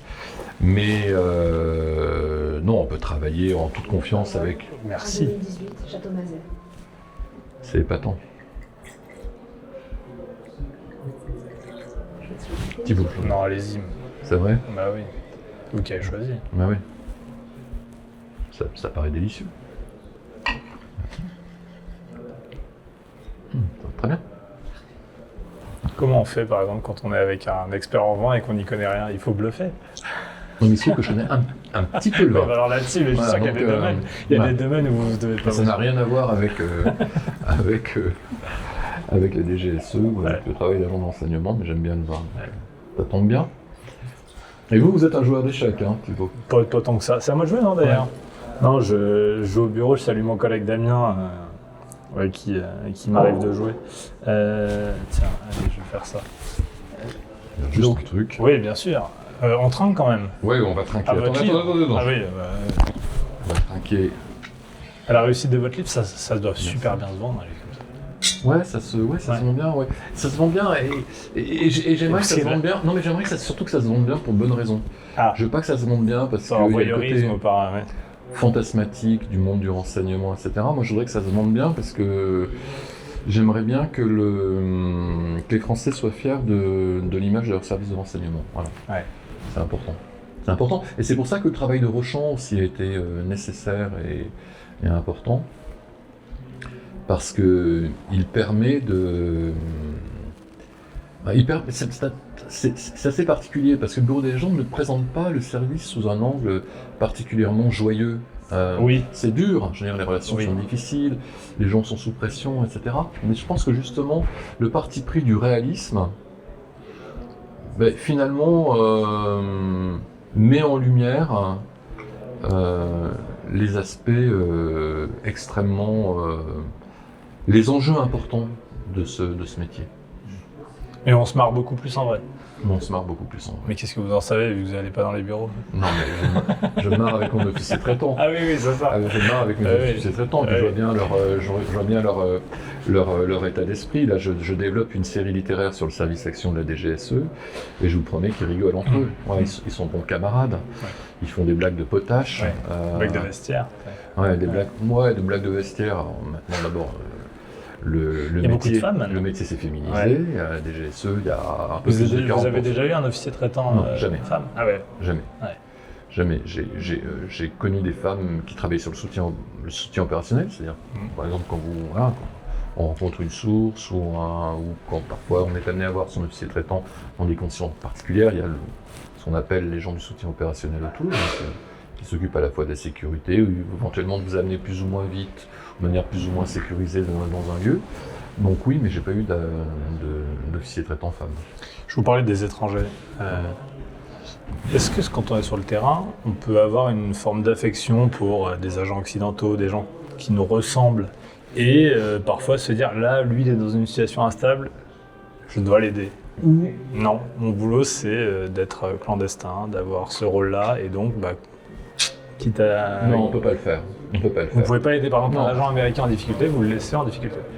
C'est pas moi qui vais prendre la décision déjà, je vais peut-être faire remonter l'information. Ouais, mais vous êtes humain, vous me disiez que vous n'êtes pas une machine, à un moment, tiens celui-là, si je le laisse là, il va peut-être y passer. Oui, moi j'avais aucun moyen de toute manière de faire d'influent en quoi que ce soit sur... Ça vous est déjà arrivé? Non, moi ce qui m'est arrivé c'est un mouvement de guérilla, enfin en Angola sur le terrain, de voir un homme qui allait être vraisemblablement exécuté, qui est passé devant moi avec ses bourreaux, si j'ose dire, et j'ai rien pu faire pour lui. Et j'ai croisé son regard. Donc, là, ça a été un moment difficile, mais je ne pouvais rien faire. Si je faisais quelque chose, si je m'interposais, je me mettais moi-même en difficulté. Et donc, c'était un moment difficile. Parce que j'ai vu son dernier regard était assez implorant. J'étais le dernier mec qui était capable, éventuellement, de faire quelque chose pour lui. Et il le savait? Il savait ce que vous étiez? Non, pas du tout. Ouais, pas du tout. Je savais pas qui il était. Je savais pas du tout qui il était. Mais en ce qui concerne, non, on n'a pas de... Après, ce sont les agents escalités qui peuvent être à même de décider et de faire quelque chose pour nos alliés, quoi. Vous expliquez beaucoup que même quand on repère un autre agent sur le terrain, on fait comme si... Alors par contre, on le renifle. Hein. D'abord, on se retrouve dans des endroits où les gens n'ont que des mauvais prétextes pour s'y trouver, sauf les grands reporters. Qui peuvent être même des agents. Qui peuvent même être ce qu'on appelle multimédia. Ouais. Ah, on dit comme ça? On dit comme ça multimédia dans le métier. Ou bien des gens d'ONG qui peuvent se trouver sur ces zones. Mais en dehors de... Sinon, on repère très vite des gens qui ont des mauvais prétextes, des mauvaises raisons pour être là. Ça, c'est ce que vous dites. Ouais. On fait comme si, mais la réalité, est-ce que quand vous êtes face à face, même dans Paris, avec un type, vous sentez bien, vous dites non, jamais, on fait le secret coûte que coûte, comme le livre qu'on n'envoie pas à la DGSE. Ouais. Alors vous pourriez lui dire aujourd'hui ça coûte quoi? Rien. Non mais imaginons que ce soit le cas. Oui. Il est possible aussi que j'ai passé un pacte aussi avec me dire non, on fonctionne comme ça. Non mais il faut rester. Ce sont les Britanniques qui parlent du grand jeu en parlant du renseignement. C'est un grand jeu. Ouais. C'est à qui de jouer. C'est à vous. Ouais. Il ne faut pas que je me laisse embobiner quand même. Trop longtemps. Le grand jeu. Ouais. Bon, on va commencer à sortir les pièces. Ouais, allez, allons-y. Vous me dites un mot quand même sur Victor Bout. Parce que, alors, ce mec-là, c'est le personnage le plus... Lui, vous dites clairement son nom dans le livre. C'est aussi, il y a les chefs de guerre, mais lui est extrêmement connu. Et là, vous dites... non, il n'est pas du tout connu à l'époque. À l'époque, il est pas connu. Et pour moi, il est un commerçant, du moins un marchand comme les autres. Hein. Ouais. Il est un marchand de mort, mais j'en connais d'autres. Simplement, en termes de volume, il en fait plus que les autres. Mais il a été surtout fantasmé, ou du moins sublimé par le film Lord of War. Mais sinon, c'était pas du tout un... Je suis très précautionneux parce que je sens que je jouais bien. Pas du tout, je joue extrêmement mal. Et non, ce qui était exceptionnel avec Boots, c'est qu'il opérait souvent seul, lui-même, il pilotait lui-même ses avions. Alors il y a un paquet de noms d'avions dans votre livre. Ah oui, moi j'adore les avions. Ah oui, vous les J'ai décrivez volé et tout. sur Ouais. toutes les machines les plus pourries Vous avez du failli monde. mourir dans les machines les plus pourries du les monde. C6, Ouais. Mais j'adorais ça. J'adorais ça, avec des pilotes casse-cou, des vieux pilotes. Et donc Victor Bout, qui est l'homme, le marchand d'armes clandestine le plus célèbre du monde, qui est un tueur. Il tuait lui par exemple de Non. sa main. Ah non, lui non. Non, lui non. Ah, ouais. Non, c'était un agent du GRU, donc du renseignement militaire. Ah oui, c'est ce que j'allais vous demander. Oui, il était très clairement agent. Enfin, il n'était pas clairement agent, mais tout le monde Oui. pouvait imaginer qu'il travaillait quand même pour son pays, Si on pour le la laissait Russie. faire comme ça, ouais. Pour la Russie. Après, lui, il avait un espèce de... Ça m'a joué. Oui, c'est à vous de jouer. Il avait un espèce de... Non, je crois que c'est à moi. Combien vous avez joué de pièces 1, 2, 3, 4. Non, mais j'essaie de vous en deviner. 1, 2, 3, 4. Non, c'était à vous, c'était à vous. Non, il avait ce talent-là, il avait compris qu'en livrant les deux camps, donc les camps rebelles comme le camp gouvernemental, finalement il n'avait pas d'ennemis. Parce que souvent, l'espérance de vie d'un trafiquant d'armes, elle est relativement courte, ce sont des gens généralement qui sont très vite éliminés. Et en livrant les deux camps, en fait, en livrant tout le monde, il avait moins d'ennemis.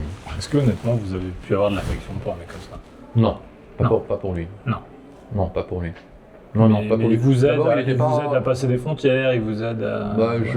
Une paire de fois, oui, je vole avec lui, oui.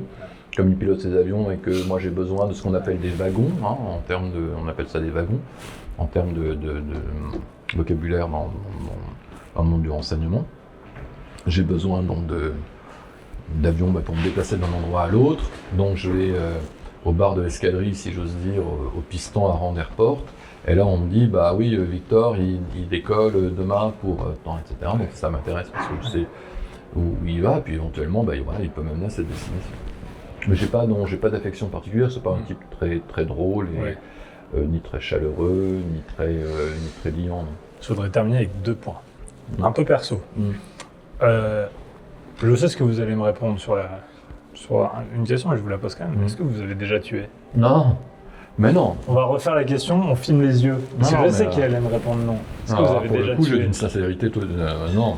Mais non, parce que c'était pas du tout mon. Oui, c'est pas votre rôle. C'était pas mon métier. Vous savez, il y a 300 à la DGSE, il y a 300 métiers différents. Ouais. Alors, Il y a un métier tueur. Il y a des gens qui portent des pianos, puis il y a des gens qui jouent du piano. Ouais. Et oui, les gens du service action qui sont entraînés à des missions d'entrave physique ou bien de sabotage. Mais c'est très très exceptionnel. Très très exceptionnel. Et c'est avec le feu vert du président de la République, ce qu'on appelle le vert action, qui est déclenché par le président de la République. Où là, il va autoriser le directeur général. C'est pas un 00 devant le nom qui autorise à tuer. Qui va autoriser le directeur général de la sécurité extérieure à prendre ce type de décision, mais qui est exceptionnel, et qui va punir vraiment les ennemis de la France, ou qui va venger la France de certains méfaits qui ont été commis contre la nation. Vous n'avez pas tué, est-ce que vous avez failli être tué? Non, pas vraiment. Donc quand vous avez déjà été en danger de mort, mais pas directement sur votre personne, sur Je me suis fait coincer à une sortie sur une route d'aéroport, mais par des gamins qui étaient shootés à la colle et qui auraient de toute manière braqué n'importe quelle personne, n'importe quel occidental sur cette route Mais non, je me suis jamais senti. Mais vous savez, quand vous êtes en position d'échec comme ça, c'est qu'on a failli quelque part. Parce que généralement, c'est que l'erreur a été faite. Ouais, l'erreur a été faite. Parce qu'on n'a pas été suffisamment prévenant, parce que ça passe ou ça casse, ça marche pas. Ça marche pas pour un professionnel du renseignement. Ça peut pas fonctionner. Il faut justement pouvoir éviter les galères, éviter les contraintes, les empêchements. C'est aussi le b.a.-ba du métier. Est-ce que vous avez un rapport distancié à la mort? Ou au final, comme malgré tout ce que vous avez vécu, c'est à peu près comme la moyenne des êtres humains? Non, j'estime que tout destin est égal et que le mien, la perpétuation de mon existence, vaut évidemment le vôtre, celui de Julien, celui de Marion qui nous a servi ce Bordeaux. Donc à partir de ce moment-là, ma mort n'est pas plus importante que celle de l'autre. Voilà. Mais je m'en suis aperçu parce que quand même dans ces pays-là ou sur les zones de guerre, on est en contact avec la détresse humaine. On est en contact avec les gamins qui crèvent de faim, qui sont victimes aussi de la guerre. Moi je pense aux jeunes Ukrainiens, là, aux trois enfants qui ont été tués à Kharkiv hier. On est en contact avec la souffrance, donc on se rend bien compte que les destins basculent d'un moment ou à un autre. Donc voilà, bon, j'ai 61 ans, j'ai bien vécu, si demain c'est l'heure, c'est l'heure. Ouais. Bon, il y a encore un peu de temps. Oui, un petit peu de temps, ouais. Ouais. Pour boire du pomerol et jouer aux échecs. Dernière question, vous avez été très longtemps dans l'ombre, tout le temps, sans qu'on vous remercie, sans qu'on vous reconnaisse. Non, il n'y a pas de... C'est le problème du métier, c'est qu'il n'y a pas de reconnaissance, laissant souvent libre cours parfois aux aigreurs derrière. Il faudrait trouver tout de même des solutions. Alors c'est pas me concernant parce que moi je suis très positif, je suis un des rares à communiquer, n'allant pas sans problème d'ailleurs, souvent. Mais il faudrait quand même que le métier, qu'on invente quelque chose dans le métier qui permette une reconnaissance de la nation. Parce que les militaires sont reconnus, ils montent en grade, ils sont dans une entreprise on est reconnu, au Figaro vous êtes reconnu, mais on n'est pas, je veux dire les gens du monde du renseignement ne sont pas reconnus. Et il faudrait que la nation trouve une formule, quelque chose qui permette à ces gens-là qui ont vécu une vie exceptionnelle, d'adrénaline, d'enjeux, de grands services rendus. Et voilà, et qui mérite quand même parfois un autre traitement de la part de l'État.